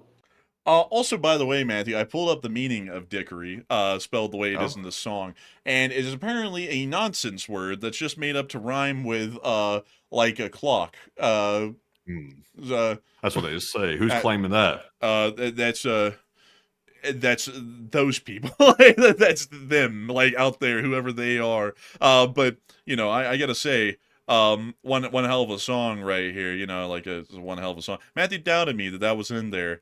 But I proved him wrong. It's in there. Also, and don't forget to hang up your sock because you have exactly at 12 o'clock. Bro, what the hell's going on here? Is Weinstein coming down? I thought we were hanging up stockings, not socks. What the hell are we going to do next? Put a feet pick over the fireplace? Man, bro, next thing you know. Maybe that's not him, actually. That's somebody else. Wait, hang on, man. Let me do it right. You see, I got to include a lot of racial slurs in my scripts to make them good, and also I gotta put myself in the roles to where I suck liquor off of women's feet because it's important for the plot. It's like I don't really get that guy. Like, you know who I'm talking about there, right? I think so. It's Quentin so and so, you know. I think so. Dude, that guy is absolutely nuts. Like one, folks, I gotta ask, why in the world are that many like profane words in every single one of the scripts? Like, the movies are okay. Like, I've watched like The Hateful Eight and stuff, but why the slurs? Like, I don't get that. And then secondly, also, why in the world does the guy like cast himself in a lot of roles with dealing with feet in the movies? Like, they don't really have any point in the plot. They're just there. It's kind of like that weird obsession in iCarly with the feet deal as well. Like, what was up with? Oh, well, we know what's up with that. But I mean, it serves no role at all. And I just find it quite questionable. Like, I'm just going to be straight up on that. But I never understood why people get obsessed with feet. Like, I've never understood that. Like, I've seen those people out there. They're like, you know, a little bit on the strange side about that. But I'm like, to each his own. I'm like, I don't quite understand this right here. Like, some people are just really, really quite wild. They see feet and all of a sudden they get a little freaky and stuff. And also I saw Who LFG say shock value. I mean, I would get the shock value thing if it was like maybe a handful of times, but he does it so much in his movies that it kind of like numbs you to it where it isn't even shocking anymore. Like the Django Unchained movie, it was said so many times, it basically became like background noise, you know? Like, it was said that many times. It's not even shocking anymore after like the fifth time or so, you know? You said Django? Yeah, you know, the movie Django Unchained? I think the D is silent. Oh, whatever. Like, I don't care. Come on, Like, Django. The Django. How to pronounce the Django? Like, man, it is Django. You're right. Yeah. Well, I mean, hell, I He's get changed the whole spelling of it, the pronunciation and everything. Talking about the Django. man the Django. Man, like, I'm trying to say the Django, but I'm saying the Django. You know, I'm gonna say that, folks, to save face here. I was saying the Django though. But. Man, he's saying that with like adding a bad accent to that one. He's talking about the Django Unchained. It's like, what the hell are you talking about? Someone said the D is silent, hillbilly. Hey, watch it. I'll send you down to my hometown of Weewatumkus. You better be careful. Like, man, that's a real name. But you know, there's a lot of crazy names out here in Utah. Like, for example, Duquesne, which is not Duquesne, that's Duquesne. And let's see, Uintah. That's like what someone would say if you're in Utah. You would say Uintah, but it's Wintah. That's doesn't make any sense at all. And then there's also this mountain out here called the Wasatch Front. Wasatch. Who in the hell says that? Who says that? These people do. Me. This one right here, I still can't get this one. It's like Twilly or something, you know? It's a Tuella. Tuella. Yeah, Tuella. Who the hell would get that? I look at it and say Thule. Also, by the way, folks, we've had this out on Patreon for a few days now, so we can actually show it on the stream if we want to. But if you want to, you can show them the video. I actually went to the top of a mountain, to the eastern part of the mountains, toward the Wasatch Range. I actually took a video from the very top of it. You can see the entire Salt Lake Valley, the Tooele Mountains, and the whole kit and caboodle. If you want to show that video, by the way. Oh, we want to show it. We want to show it. See, you want to show it? You sure? Yeah, it's been on Patreon for a long time now. So that's my goal of Patreon, by the way. I don't mind showing the videos outside of Patreon, but I want to give it like a few days so that way the Patreon supporters have like early access to it, so they get like a perk for being a Patreon supporter. But after that, though, after they've all seen it, which they have at this point, we can show it to the general audience. Ah, I see. So they get a little preview here. All right, well, we'll take They get exclusive early access. They're getting that exclusive access. Well, where the hell do we show it here? Do I just pull up Patreon or something? Yeah, you just pull up Patreon and show the video. Oh, I thought you sent it over Discord. I was very confused. I was. No. Oh no! Like, man. Oh, dude, hike on Ron, man. What the hell? What the hell's Man, I going was on? clickbaiting like hell on this thing. I'm not gonna lie. I was really going off with that. Let's take a look, folks. Let's take a little gander here.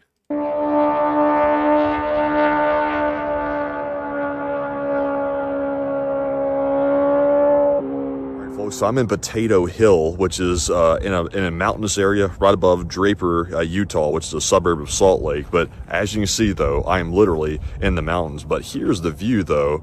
Look at this. Back here, you can see it. There is the entire Salt Lake Valley behind me right there. You can see it for as far as the eye can see. Way over here is the Great Salt Lake, but you can't see it today because all the pollution, the haze going on. Also, I'm not sure if that's all pollution, but it's like. Also, you can't see it, Matthew, because that is technically the Salt Lake, but it's nothing but sand out there now, like in that area where you can see it on the horizon.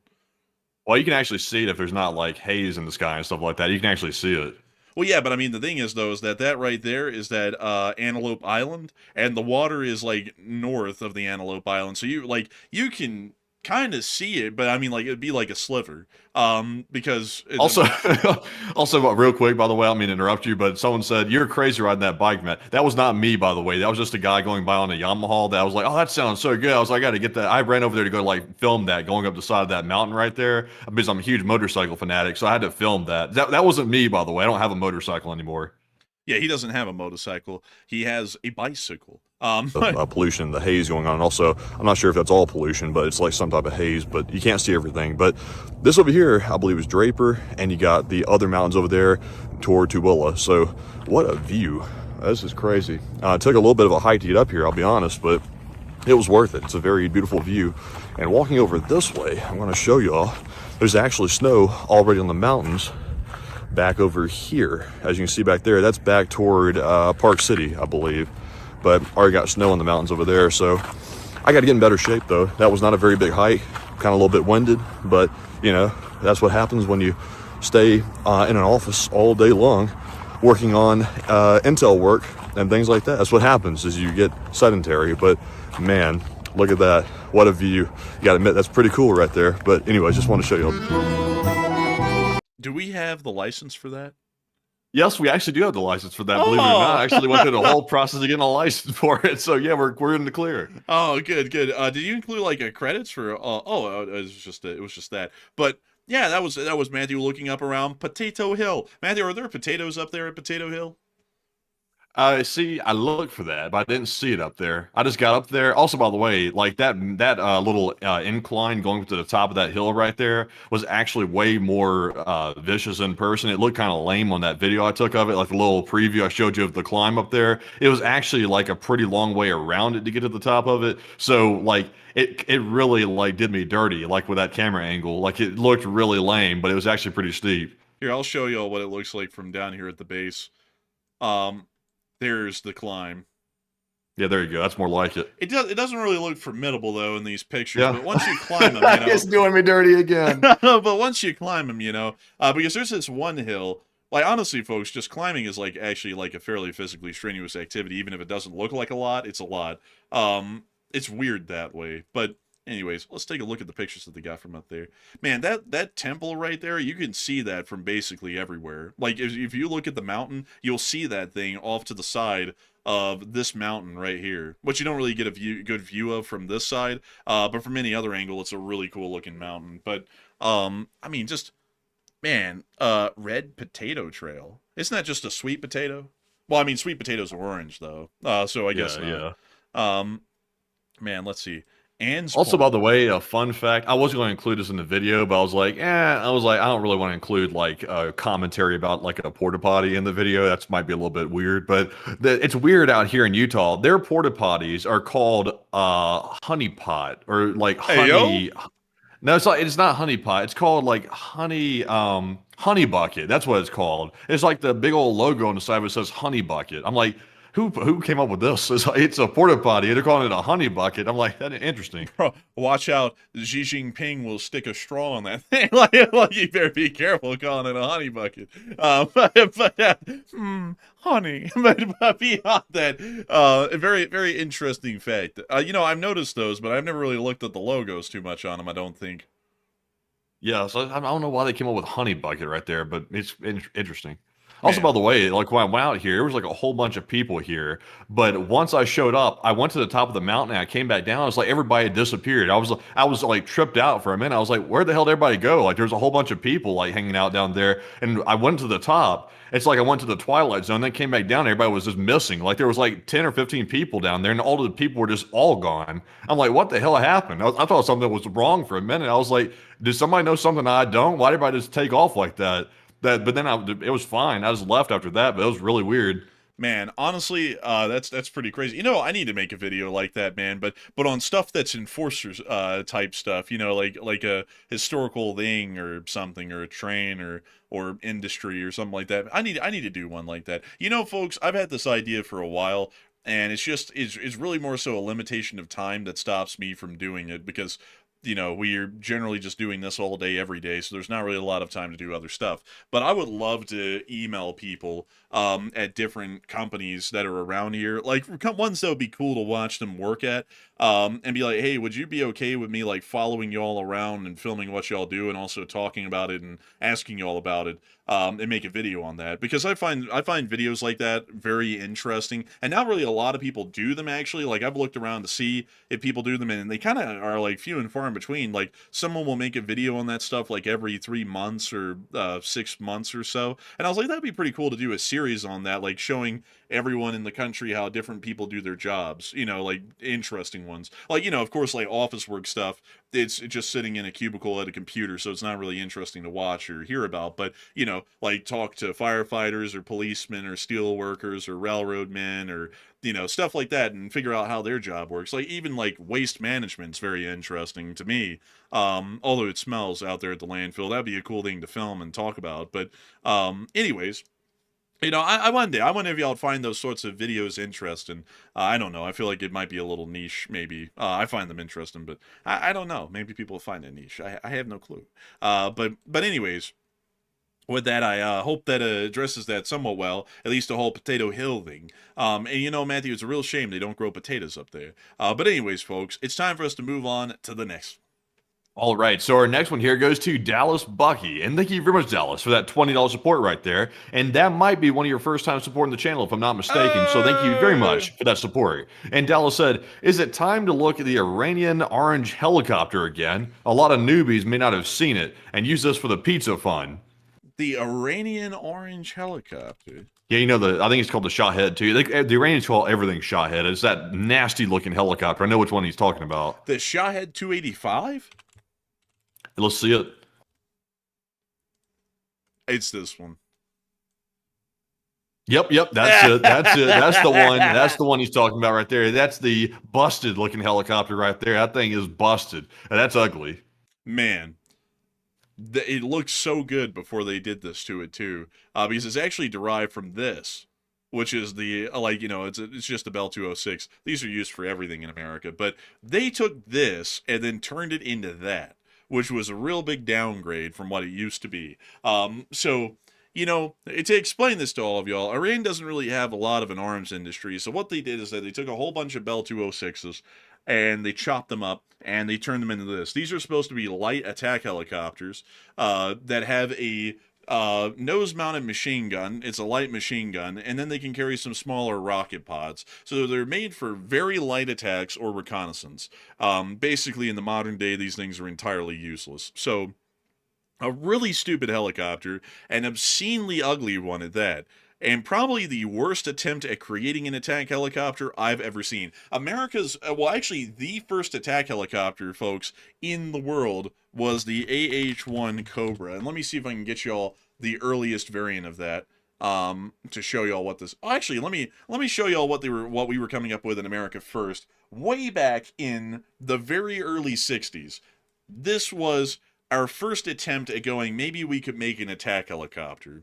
Maybe. Because back in the day, helicopters were all utility-based helicopters. They were generally for some form of troop transport or supplies transport. And so we started to look at the helicopter and go, it's kind of sucks that all of them are utility-based, and aircraft are too fast and they can't fly slow enough to really protect or escort our utility helicopters whenever they're flying anywhere and back. It would be really nice if we had some kind of a helicopter that could actually escort our utility helicopters to the field, or even could be rapidly moving fire support for infantry that are already emplaced on the ground. So we started to work on these.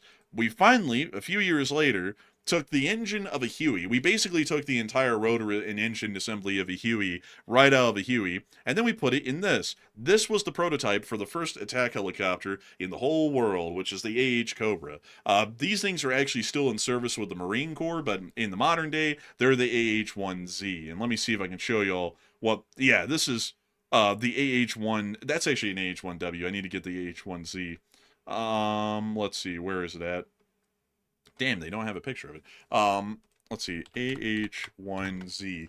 So this is the AH-1Z Viper. This is the most advanced version of the Cobra that'll ever be seen. These are actually going to get retired eventually and completely replaced. But, crazily enough, the first attack helicopter designed to be a purpose-made attack helicopter is still in service to this day with the Marines. But that was our first ever attempt, was this one right here, at making an attack helicopter. Mind you, the industry, or really the knowledge and expertise to even make an attack helicopter, did not even exist yet, because this was a newly forming sort of a helicopter design type.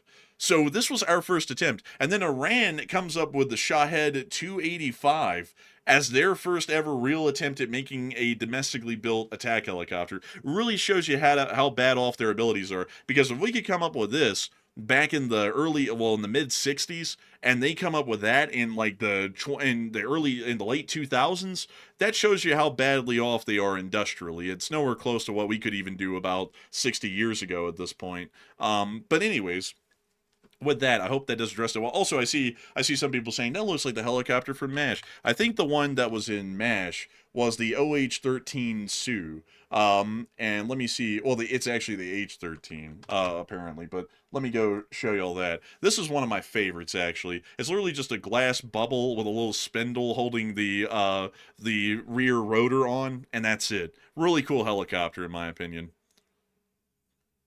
Yeah, it is pretty cool. That's a helicopter in GTA 5, by the way. I don't know what they call that right there, but it's very dangerous. Like whenever you're flying around on one of those little flying motorcycles, you got to watch out for these right here, because those missiles follow those things pretty close. Huh. That's pretty interesting. I didn't know that. But these actually, folks, were the Army's first recon helicopter that was ever made, and it was made specifically for reconnaissance. Hence the giant bubble that they're in, so that way they have the best visibility possible. We then replaced these. Yeah, it's called the Sparrow. It's called the Sparrow. Everybody's saying it right now in the chat. That's what this thing's called right here. I hate this thing. Like, I hate the Sparrow. It's been a minute since I played GTA 5, but this stupid thing right here, you launch the missiles from a Sparrow, you're finished if you're on one of those flying motorcycles. And I was always on one, so I was always getting wrecked by these. I can't stand them. Ew, this thing looks stupid in the game. Like, that thing looks so dumb. Look at that. Yeah, but I mean, it looks identical almost. No, this is different. One, that little arm on the back that holds the rear rotor, it's a lot shorter, like way shorter than this one. It also it has that little thing on the back that stops you from having a rotor strike, but also the canopy is totally different. Secondly, this thing doesn't really have the larger fuel tanks, or the larger exhaust ports in the same spot up here that it does on this one. And also the canopy is completely different. This is a clear bubble, and the only with no dividers in it at all. This one has a lot of dividers in it, one down here and one up here that's bisecting the canopy into 4 large pieces. This is just one large monocast piece. And then, I can tell you, it's bad deadly. Like, I know this thing right here may not be exactly identical, but these things are mad deadly. I'll be honest with you, this thing looks rough. Like, the changes that they made to it made it look rough. This thing looks pretty cool to me. I think it's neat, but so this thing fires missiles. Fires missiles. I don't know about what else it fires. I just know about the missiles, but I got smashed by several of them. Hey yo, I'm just playing. Hey yo, with hey, hey, I'm just hey, playing with chill you. out. I'm just playing with you, man. I'm just kidding. But they have the float helicopter version of this too, with pontoons. That's probably like an extra few million in game or something for that. Another milli. We need another milli. But man, that's something else right there. But these are pretty cool. We eventually replaced these with the OH-6 Cayuse, which many of y'all will also know probably from GTA, which is this one right here. Ah, buzzard. Yeah, there you go. Like, It's there a buzzard. you go. Look at that. The buzzard is for those broke boys in GTA 5. They go get the buzzard off the helipad because they're free. You can just go find them there. They just spawn in. So everybody that can't afford to go get one of those stupid Sparrow things, they go and pick up a buzzard from the heliport down there near the water and stuff like that. So they go grab this thing, and then they go start terrorizing everybody in the city, which doesn't last long because all it takes is one guided missile launcher to take the thing down. And then, folks, then we have to go to the next one in the line. I don't know if they have one like this inside of GTA, but we'll find out. The OH-58 Kiowa. I don't think they have that. Interesting. That's very, very interesting right there. And then I think after this one, let's see. This one was also developed from the Bell 206, by the way. So that same crappy Iranian attack helicopter had its origins in the Bell 206, along with the Kiowa, which basically is just the Bell 206 with some minor modifications. But then, replacing this one was the Lakota. And let me go get that one. This one's probably the least reconnaissance helicopter, in my opinion, because it's a Eurocopter, so it looks more like it's made for, like, tourist sightseeing than anything. Oh yeah, that right there is in the game, actually. I think that's the fancy one you get with the yacht, actually. They put those on the back and they put like carbon fiber on the outside of it. So that looks familiar. I think that is in the game. I will say, though, man, that this is probably the classiest looking of the recon helicopters we've ever had. Like, that thing looks like a Lamborghini of a helicopter. It's a Gucci helicopter. Man, I mean, look at that. And these things follow around the Apaches, or at least that's what they're going to be doing. They follow around the Apaches to give them fire reconnaissance. But that's something for another time. They also have air evac versions of this as well for the for the rotary aviation units that we have. I think they're called air assault or something along those lines. I think that's the technical name for them. But they have the medical evacuation versions of them as well. Really cool, but I hate to see the Kiowas go because the Kiowas were truly legendary in my opinion. And I also like the big eyeball that we would put on top because that giant orb-looking thing that's above the propellers. That's actually a giant eyeball, basically. It's a huge optical system, and that thing actually can rotate on its own, like a head. It can swivel like a head and look up and down. And it was really cool because you could hover this Kiowa here below a tree line, and that camera could actually still look over the tree line and miles into the distance at something, and either lays it for an airstrike or lays it for an Apache to fire a Hellfire at the target and then hit it. And then that sort of became obsolete when the AH-64D longbow came out with the longbow radar that was above the propeller, because then the longbow could pretty much do the same thing that the Kiowa that was already doing for it. So then the Kiowa's eyeball kind of became redundant, and that's also why you'll see that the Lakota doesn't have that anymore. But it was still a pretty cool system. But anyways, with that, folks, enough of the rabbit hole about different types of helicopters and everything. But that Shahed 285 is absolutely horrendous looking. But anyways, with that, we are on to the next one. And our next super chat goes to Measure Man, who puts in a 20. And thank you very much, Measure Man, as well, for supporting the channel yet again. He said, earmarked for meatballs and another walk around the IKEA maze. And my question is, they say Gustave Adolphe was the father of modern warfare. Do you agree or disagree? And thanks for being awesome, and be careful on those snow, lads. And a big thanks to you for the support. And also, a really interesting question about Gustavus Adolphus. I see that you're from Sweden, so you're asking the questions that count about important figures from Sweden. I wouldn't say that Gustavus Adolphus is generally the creator of modern warfare. I would say, however, that he is definitely the very creator of the line formation, which basically dominated most of the modern era of warfare from from the very late 1600s on up until about the end of the 19th century. So pretty much most of modern warfare could attribute a lot of their tactics to Gustavus Adolphus. Because to give you all a little bit of a quick summary of who Gustavus Adolphus is, Gustavus Adolphus was a significant leader from Sweden. I believe he was actually the king of Sweden for a while, and during the times of the Northern War and also the 30 Years' War, Gustavus Adolphus developed this really interesting tactic. During that time in history, a lot of people would emphasize what are called pike and shot tactics. Back then, guns were a really big thing on the battlefield, but guns were incredibly slow to reload, incredibly dangerous to use, and not only that, there really was no way to defend yourself if you were a musketeer, which used a musket, from an enemy attack if, say, they had something like a pike. So they would team up the musketeers with pikemen, and they would march into a square formation into battle, and that square formation had about 1 million different varieties that different countries would use and different leaders would use and train their men on, but they would march into battle with the musketeers accompanied by pikemen, so that way if the musketeers were ever directly attacked through a melee, the pikemen could protect the musketeers from being outright slaughtered. So that was the tactics at the time. Gustavus Adolphus started to say this whole block formation, the square that a lot of people are using, or a slightly rectangular square, is really inefficient. And so Gustavus Adolphus started to say, what if we made a line about 7 men deep, but we made a line nonetheless, and so that way we could get as many muskets on target as we possibly could.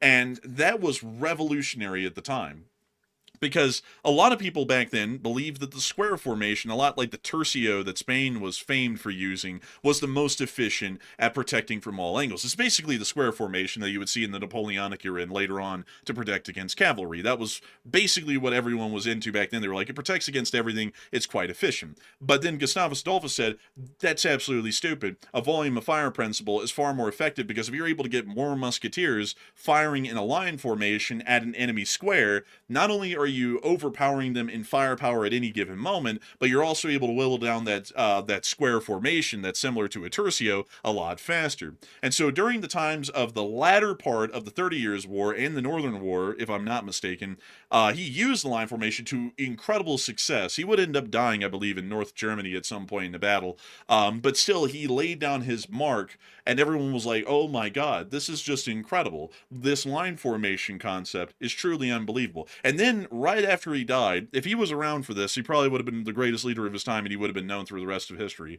But right after he died, a huge invention came out that phased out the pike from combat completely. They came up with the plug bayonet. And the plug bayonet's literally just a knife that you stick down the barrel of your musket.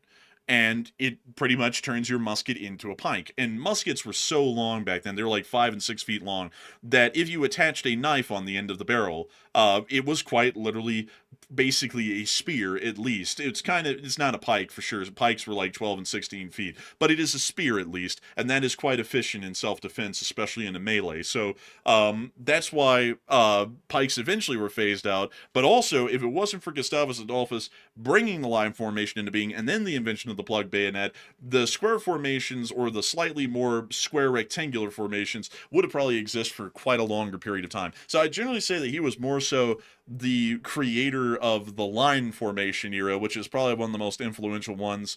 Well, it is the most influential one in modern history. It was the longest lasting era of any in our modern age. But I wouldn't say that he's really more so the inventor of modern warfare. I'd actually have to attribute the generals of the First World War with more so inventing modern warfare, because that's when we see that loads of different sorts of weaponry, tanks, aircraft, and machine guns all start to be used in a combined arms form, and then those generals start to develop that into the latter end of the war around late 1917 to 1918 into what is incredibly similar to the modern tactics of our day and age. But I would say that it's not far off. He is still a massively influential figure in military history and doctrine. But a massive thanks to you so much for the support. And also, I will have to take another walk around the IKEA maze. And thank you so much for enjoying our show. And also, we will enjoy the snow, hopefully. And so with that, a massive thanks to you so much once again. I hope that has addressed that incredibly well. And with that, we are on to the next one. And our next one goes to Robert Krogan, who puts in a 10. And thank you very much, Robert, for that support as well. He said, good evening, LSA enforcers, and have some chicken on me. And thank you so much for the incredible support, and thank you for helping us to have some chicken. We love Costco chicken, and we can never have enough of Costco chicken. So a huge thanks to you so much once again. And we are on to the next one. And we also have another $10 support from Scarface. And Scarface said, NATO must stand strong in defense of alliance partners without question that all will defend one, not 1 inch, and protect our airspace and show that we do not bow and we do not break. And I thank you so much for the support. And I'd have to agree. I think that NATO should stand incredibly strong and unified. In a perfect world, that should be what we're doing right now in foreign policy, as that makes us untouchable, not only the Europeans, but ourselves, to any of our adversaries around the world. And so a huge thanks to you so much once again. I hope that has addressed that incredibly well. And with that, we're on to the next one. And we also have a 10 from actually, this is a 10 from Taoist Auditor. And he said, check out the Iranian Kehar 313 stealth jet. Ahem, better than the F-22, so Iran said. Oh, yeah, that's totally better. I love that. Look at that. That plywood right there at the nose cone really finishes it off, you know. That is so bad. Man, oh my god. Dude, why is the landing gear so out of proportion for this aircraft? Like, the landing gear is designed for an aircraft that is far larger and heavier than this. Like, it's easily Why is it visible. so small? Like, notice how small this is in relation to the building. Like, it's not even as big as an F-22. Let me see if I can get us some better pictures. Here's another. That's a drone. That's not even the manned version. Oh. They turned it into a drone. I wonder why. Yeah, probably because it couldn't even lift a pilot off the ground, I would suppose. Look how small it is. Look how small. Like, that is like, you could never fit a... They did fit a person in one. They put them in there, but at what cost? I think that's probably like a mannequin. Like, I think it probably is like a cotton stuffed mannequin or something like that. But I mean, look how small that damn thing is. Who is this standing next to it? I don't know. I have no clue at all. I don't even know how to make a joke about the guy, actually. But yeah, that's rough, folks, when I can't make a joke about someone. That's really rough. I don't know where to go with this, but that thing is so bad looking from like every angle. Oh, look. It is pretty bad. They took another picture of him here. Man, that thing is rough. I'll be honest with you. I'm sure that guy's real. I don't think so. It looks like it's Photoshop, honestly. But I'll be honest with you. I'll be honest with you, see, Taoist. This thing is horrendous. Oh, this thing is terrible. Um, rough. Rough to the core. I mean, this is really bad. I do thank you for the support and sharing this, but I wish you didn't, because now I regret even having knowledge of this horrendous abomination. It's as bad as the Shahed 285 in its own ways. But a huge thanks to you for the support once again, and I hope that does address that well. And with that, we're on to the next one. And our next one goes to Scarface yet again. And Scarface puts in another 10. And thank you very much, good sir, for supporting the channel. He said, who knew OF income has tax? OF. Also, like, say what? That's something we can't talk about on YouTube, by the way.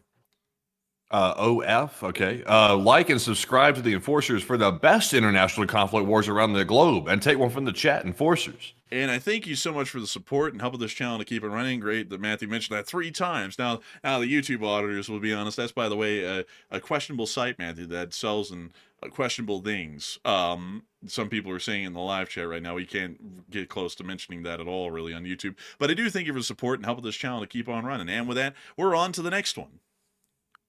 Also, by the way, let's see. That's okay. Like, I see what it is now.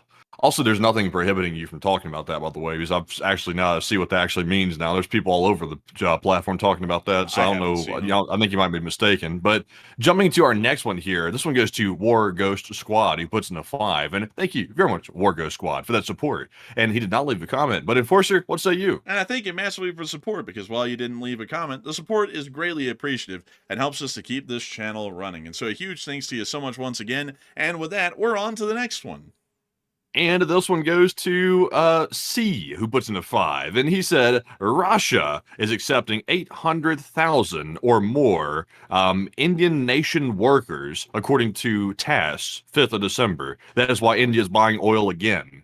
Actually, we have heard that they're importing a lot of immigrants into Russia to basically replace the Russians that have died in the war, which is a pretty crazy thing, to be entirely honest. Pretty wild when you hear that, because there's this thing, folks, that goes on here in the West where they say that immigrants are coming in to replace people who live in the country in this giant replacement theory. It's like, well, it's like that's a theory here in the West. In Russia, that's literally happening. The Russians that die in Ukraine are getting replaced by people who are not Russians. So it's like, and what's crazy about that is that I'm not saying I'm for that or against that or anything.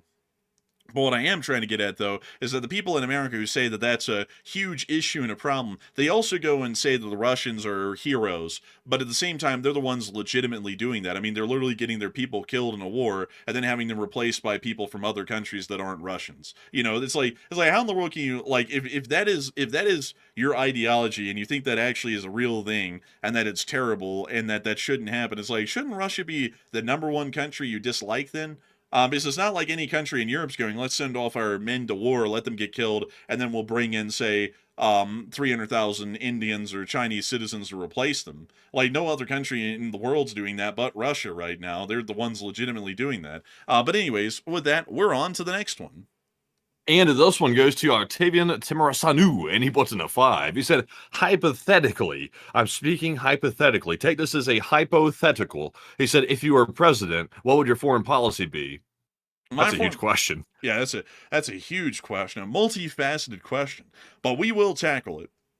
And I will try and give the best answer I can. I'm going to make it a little bit annotated, but I'll try and give it. The United States of America should be openly aggressive and assertive when defending our interests overseas. That should be the approach. We have a huge interest in Europe, East Asia, and the Middle East, primarily. We also have a huge interest generally in the entirety of East Asia, including Southeast Asia with Australia and New Zealand. We should be reinforcing the island defense chain. We should heavily support the independent sovereignty of the government of Taiwan or the Republic of China on the island of Taiwan, and we should make it clear to the Chinese that the United States will get directly involved militarily if the Chinese attempt to invade them.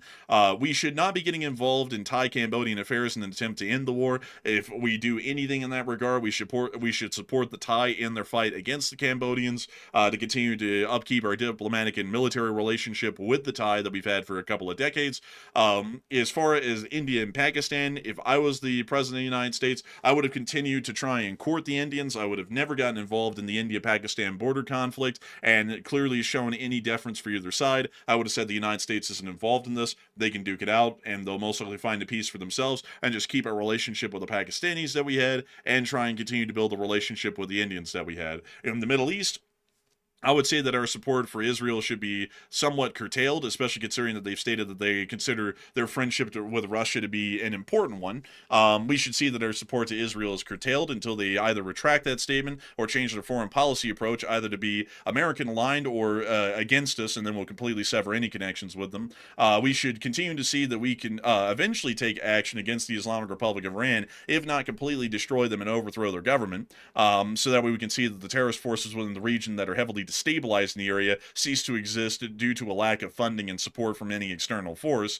We should also see that the Yemeni civil war is ended by crushing the Houthis, or at least creating an international coalition headed by the United States of America to crush the Houthis and to also bring a unified government back into control of Yemen, so that way the shipping lanes through the southern Red Sea are not affected and economic impacts would no longer exist due to possible blockades by the Houthis. In Europe, I would say that the United States of America should openly support Ukraine through congressional drawdowns, and we should continue to put sanctions on the Russian Federation. We should take the approach with the Russians that we will not negotiate any attempts at peace whatsoever until the Russian Federation is willing to meet Ukraine in the middle and make some compromises on their own, so that way it's not an entirely one-sided peace agreement. If the Russians cannot agree, then their people will continue to die needlessly on the fields of Ukraine until the Russians can actually meet us in the middle. If they don't like that and people don't like young men dying, that's Putin's problem, not ours. Outside of that, we should continue to foster our relationships economically with trade with the European Union, and we should continue to see that our alliance throughout the entirety of NATO is heavily bolstered and supported. I would have to say that as far as the current foreign policy approach, the Arctic is the future of the world at this point. Whoever has a great control of the Arctic will have a huge strategic footing in the future, and I think that the United States should heavily work in conjunction with the Danish to build up and increase the amount of arms and forces that are inside of the territory of Greenland within the Arctic Circle. I would also say that the United States of America should see that we continue to offshore our industries outside of BRICS nations. Although India would still be courted, at least at this point, in foreign policy, I would still say that we should be quite leery of the Indians, even while courting them diplomatically. For that reason, we should heavily encourage American industries that are looking to offshore into American states like Mexico and others, so that way we can see that while they are profiting and benefiting from cheap labor, we're also not seeing that those industries or supply lines could be jeopardized or completely torpedoed due to a enemy state torpedoing or completely hindering that sort of trade or those economic processes. I would also additionally add that as far as the United States concerns go elsewhere in the world, like for example in Africa and the Americas, the United States of America should not be involved whatsoever in the economic affairs of any South American state beyond those that would directly benefit the United States of America. If Argentina's economy is on the midst of collapse, that's not our problem. That's poor governance on their end. As far as the ongoing conflicts in Africa, as long as we are not seeing any direct terrorist involvement in any of these conflicts, which we're actually seeing some in some areas like in Nigeria and Sudan, I don't believe that we should be getting heavily involved in AFRICOM's area of responsibility, at least for now, as there isn't an inherent economic or strategic value in growing a lot of developments, at least for America, on the foreign policy level in Africa at the moment. We should see that we continue to have forces within the area. We don't want to allow the Chinese to build their Eastern Africa sphere that they're attempting to build, so we should continue to try and interdict that, but it's nothing that's incredibly large or significant to where most of our attention should be focused in that area.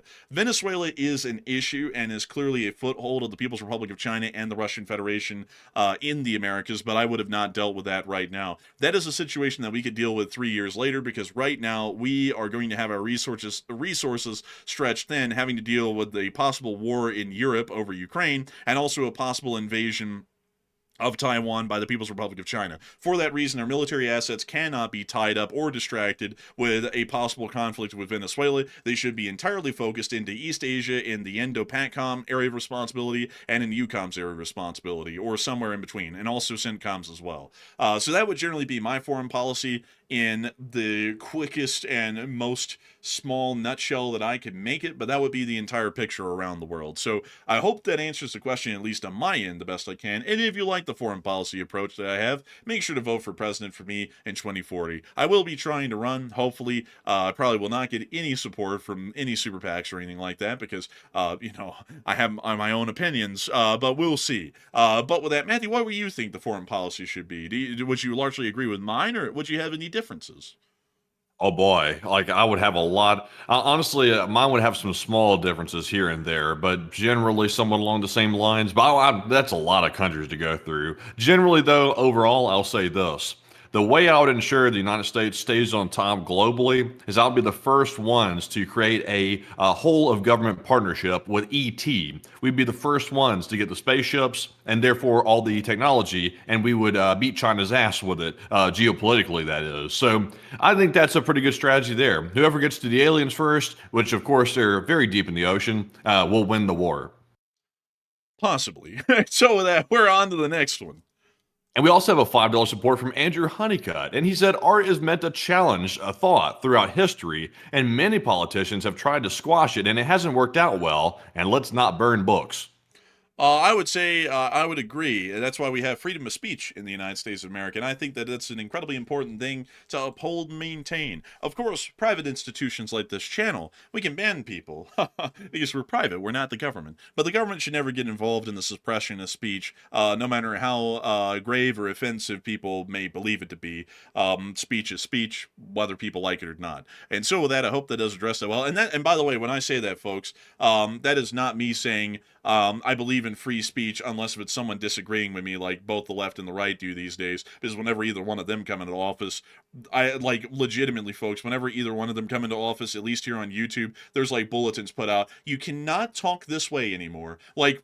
Crazily enough, folks, this is not a joke. Back in the prior administration, there was actually a bulletin put out on YouTube that you couldn't say anything that sounded negative about the state of Ukraine. Otherwise, you could start to have reciprocal actions taken by YouTube. Now, I am 100% in support of Ukraine, and I think that people who say that they're not in support of Ukraine don't know what they're talking about. But at the same time, like that sort of a thing, I'm like, that's actually kind of a little wild. It is a private institution. They can do what they want. But at the same time, it's a little bit interesting how that's kind of imposed in one form or another by whatever administration is in charge. But anyways, that shouldn't be any undue pressure. These private companies should be within their own mind making these decisions rather than having any government pressure put on them to make those sorts of decisions or to make those announcements that they're going to be enforcing some sort of limitations on speech. But anyways, with that, we're on to the next one. We also have a $20 support from Arar983, and thank you very much, Arar, for that support. Generous of you. He said, befriend and form coalition with ET. Hashtag 200 IQ plays. Vote for Matt, LSA. Thank you very much, Arar. It's those foreign policy moves like that, the big money moves, like they call them, that really makes a change right there. If you see strange craft coming from deep in the ocean, and you see that, and you're like, I don't know how that works. Naturally, you befriend those people, and you say, hey, could you help us? We have a bit of a problem with a fella in the Kremlin inside of Russia. Do you think you could help us with that a little bit? We need to borrow that. And if they don't want to let you borrow it, then you use the might of the United States and you say, we're going to definitely borrow that. It's not really an option. We're going to borrow that, if you know what I mean. So then ET, they'll work with us, okay? They'll work with us. With the right person negotiating, they will hand over the technology. So I said that's the way to go. That's the solution. Why get caught up in the particulars when you can simply just have the best? Because, they say that I'm the best businessman out there. They say I'm the best negotiator out there. They say nobody makes better deals than me. Nobody makes better deals than me. That's what they told me the whole time. And I said, I believed it. I internalized it. I made it my core beliefs. And I said, nobody can change my mind. It said, sir, are you sure that's true? Are you sure? I said, I'm absolutely positively sure it's gotta be true because I know it's true. I just know. I have a instinct for this type of thing. But honestly, though, I would say so. What do you think, Enforcer? What do you think? I mean, working with ET, what could go wrong? But a big thanks to you once again for support. And we're on to the next one. And also, it's a money-making venture, too, because I've heard that on top of providing us nice technology, they've also gotten into the merch business. They sell cookbooks, which is apparently the main way they finance their operations over there at ET World. So that's a big one. If I could get in on the money-making operation on the cookbooks, I think that we'd have something there. We might possibly. And with that, we're on to the next one. And our next one here goes to Marion Deemert, who puts in a $30 support. And thank you very much, Marion, for that support right there. Very generous. And also, it's good to see you. And Marion said, don't get a frostbite. And Slava Ukraine and Hiram Slava. And hopefully we won't. It is going to start getting colder around here. And so hopefully we will be seeing that it's nice and cool around here. I'm actually going to look at what the temperature in Salt Lake is going to be right here, because my computer's saying that it's going to be high tomorrow. Oh, wow. Tomorrow, the high is going to be 59 degrees. That's actually quite decently high, actually. That's wild. Look at that, man. That's going to be like really, really warm.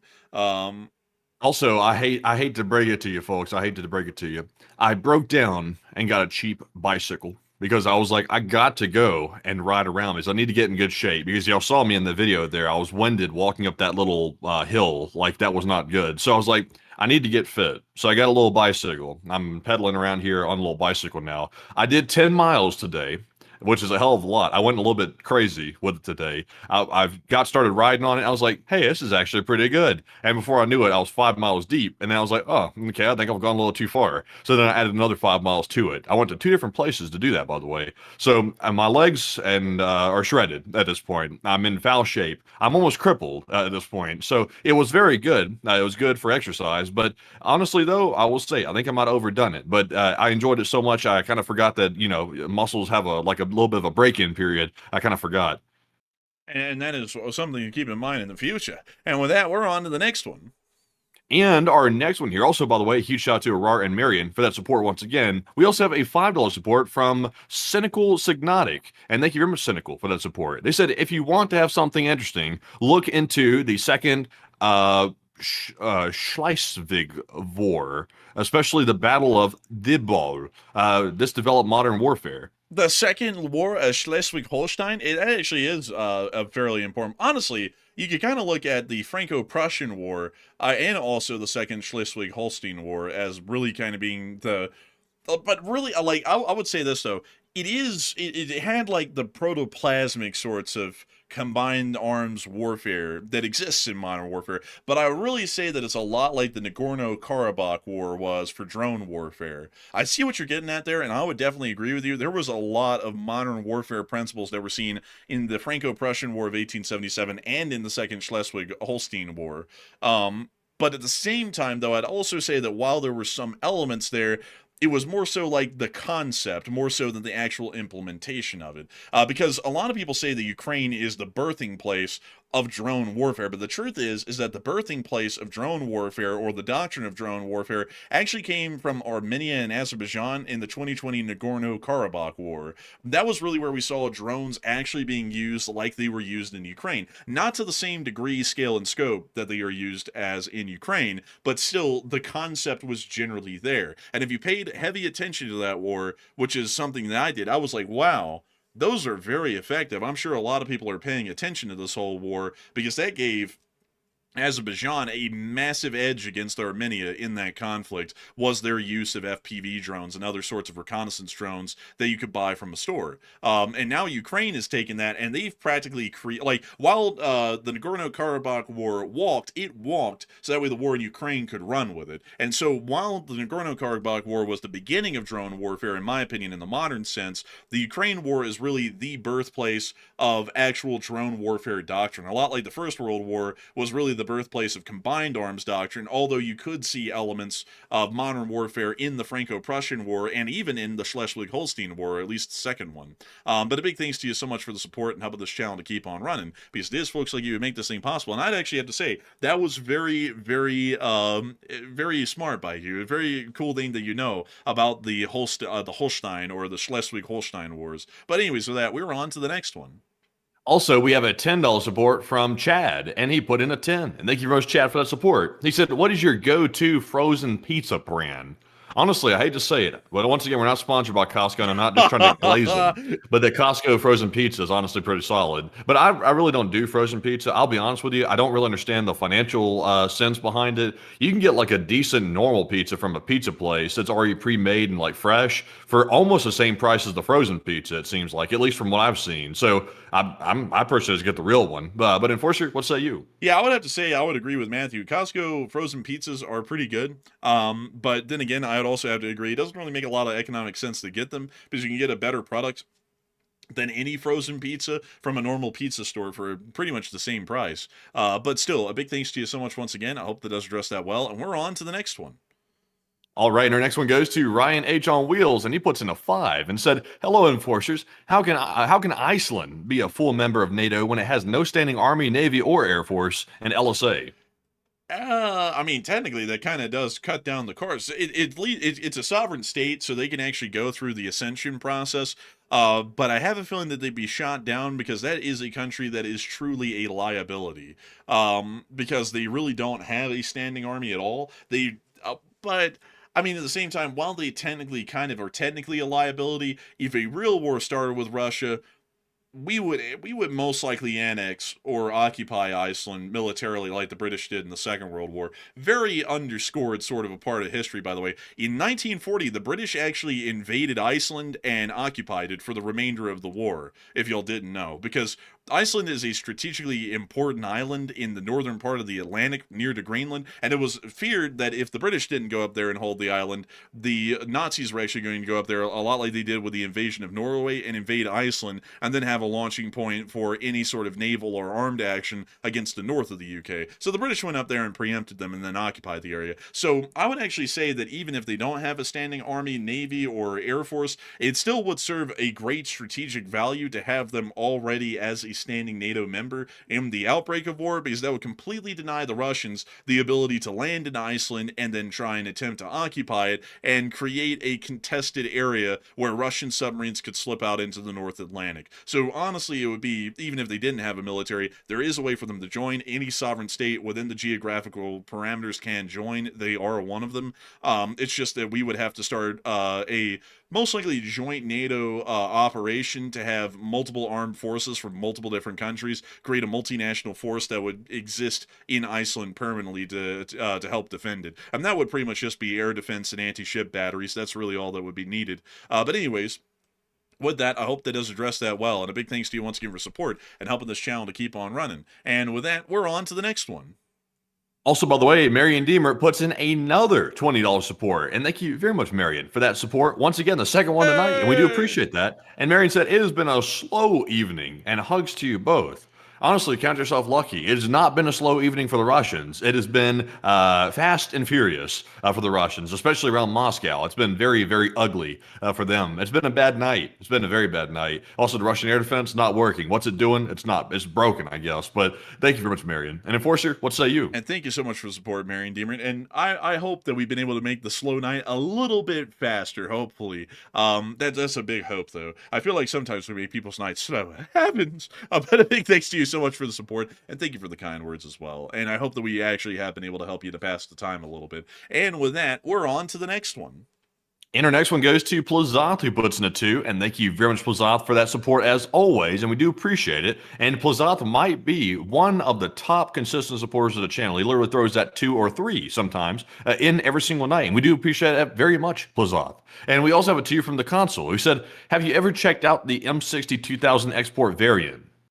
Let me go show you the M62,000 export variant, so that way we can show it to y'all. That way, oh god, I hate this thing really. It's terrible. How do I explain it? So we took an M6. How do I even really explain it? I gotta explain this before I show it to y'all because it's horrendous, really. So the M60 was getting old, right? You know, and we were like, wow, that's a really old tank. We need to replace it. So we created the M1 Abrams. But when the M1 Abrams was brought into being, we went, oh, you know, a lot of people might not really want to buy this thing because they're like, you know, $5 million a pop. So we need to find a way to make this thing a little bit cheaper to export it. So what we did is that we took the turret of an M1 Abrams and the whole of an M60, and we mashed them together, and we created, and honestly, War Thunder is the best example of this thing, crazily enough. There's not really a lot of pictures out there of it. We created this, which is the M60 2000, which is an M60 hull with an M1 Abrams turret on top. This is a side profile, by the way. Sad, very stubby tank. Very stubby. I don't really think there were any buyers of this thing at all. I think it completely flopped, but it did exist for a while, and it looked atrocious. I mean, this thing was absolutely horrendous looking. It's nightmare fuel, truly. Because the M6, the Abrams turret really gives you an idea of how big the Abrams is, because the turret is about the size of the hull when it's put onto an M60. I really don't know what they were thinking when they did this, because also on top of that, it has a pretty high profile now because it's on an M60 hull. M60s were not low profile at all. So it's got about a little bit of a higher profile than a normal Abrams. And on top of that, the hull has literally no armor at that point. On an Abrams hull, you have this huge amount of ceramic armor or composite armor that's at the front of the hull that protects the driver and also most of the hull from a direct hit. On an M60, you just have rolled homogeneous steel. It's just steel, which is fairly weak in terms of armor protection in the modern day. So anything would punch right through the hull like nothing. So if this thing was ever exposed in the wide open and you had a front shot at the tank, you would never aim at the turret. You would just aim at the lower hull and the round would go straight through the front of the tank and the back of it. So a completely silly sort of an idea, really honestly horrendous. But it did exist for a while, and they did try and put this thing out there. But a big thanks to you so much for the support. I hope that has addressed that well. And with that, we're on to the next one. And with that, folks, that is actually our last super chat of the night. So it's now time to jump into our live chatters and the Morse code decoders. And tonight we had Paul Schultz, Kevin J, Mason Miami, Joni Dog, Norman Pritchett, Arabelle Garbo, Her Royal Fluffiness, Kush, Cobra Erickson, Sire, and Brian Blairstown. They said, the Morse says, Thailand said today that the gloves are completely off, and now damn, they are going for it. And LLT, LOC. And and that is the sound of money. You don't get the dent on the nail. That is the Morse code message of the night. I got to congratulate y'all greatly for getting that correct again, because the Lee Springer Cinema Corps gets that correct time and time again. And it's truly an amazing and incredible thing. And so with that, we actually have one more super chat to get into. And so what do we got?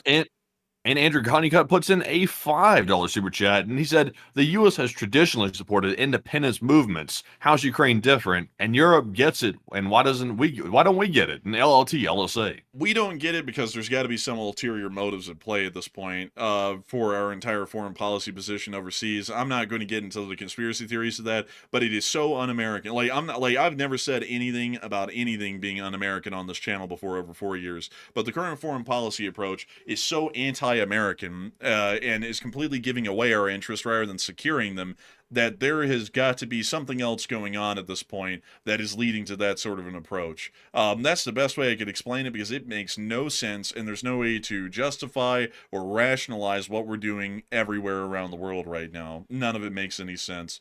And so with that, I thank you massively for the support and helping the channel to keep on running. And with that, we are on to the live chats, and we're going to be getting 3 live chat questions, folks, due to us going overtime, and then we're going to be rounding out the stream. And so we're on to the third to last question of the night.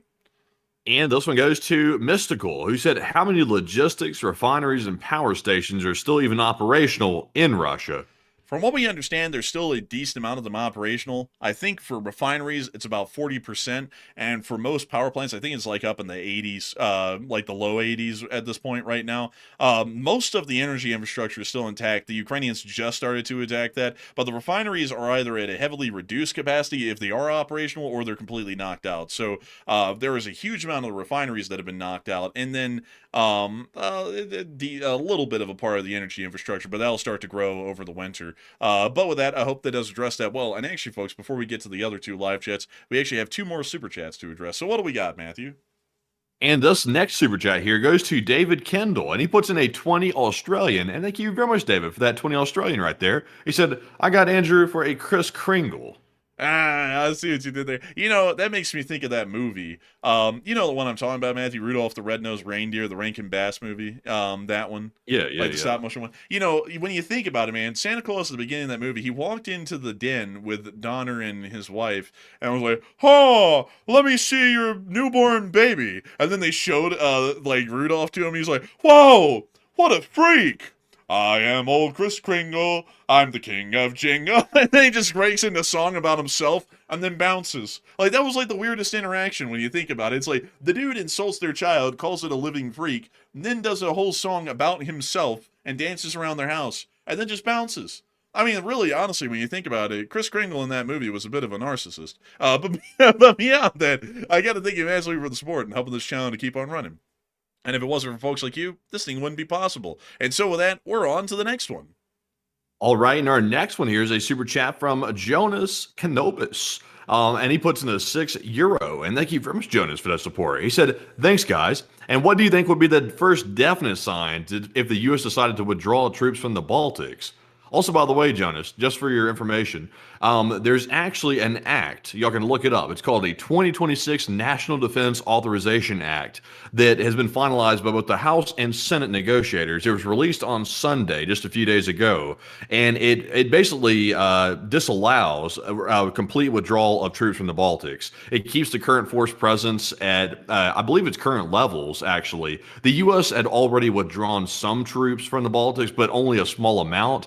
But there's an act in place now that does not allow the United States to pull out troops from the Baltics. So thank God for that. But Enforcer, what say you? Thank God, or we probably would completely withdraw from the Baltics, and then they get invaded, and then in 6 years you'd hear on Twitter, why did we give up the Baltics? It was a key strategic point. Who did that? It was clearly the wicked devils, the wicked witch of the East, or the West, or wherever she came from. But beyond that, we will never be able to leave the Baltics at this point, because it is a congressional act that keeps them there. Oh, say, can you see? It's a wonderful thing. But a big thanks to you so much for the support. I hope that does address that well. And we are now on to the second to last question of the night.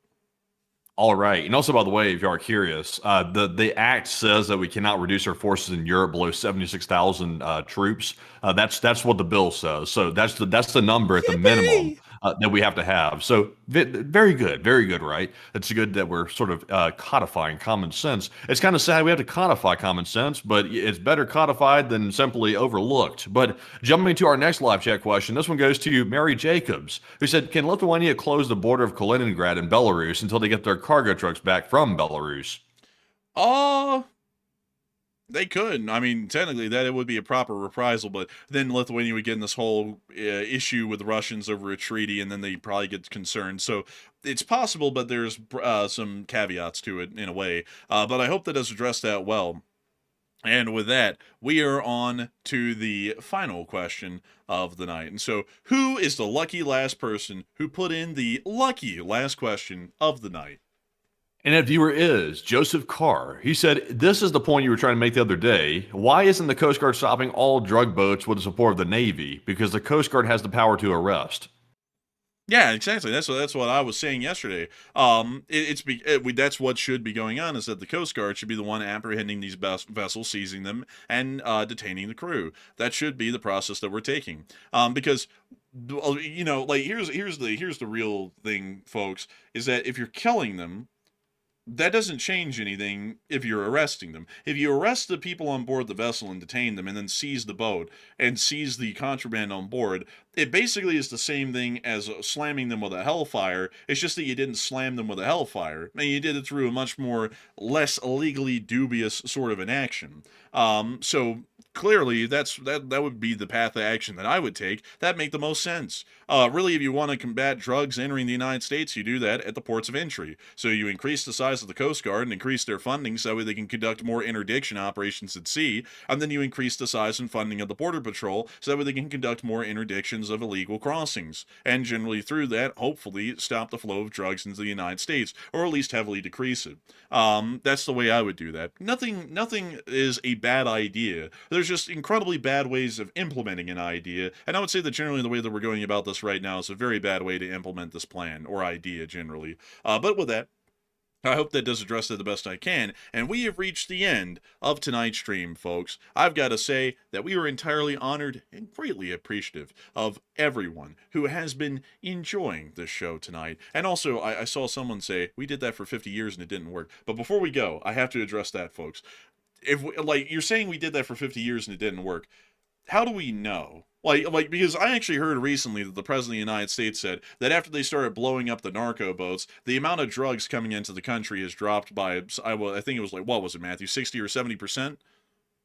I think. So if we're going off of that alleged statement, and once again I'm spitballing the number here because I don't remember the exact number he put out, but he said that the amount of drugs coming into the country had dropped by a significant amount.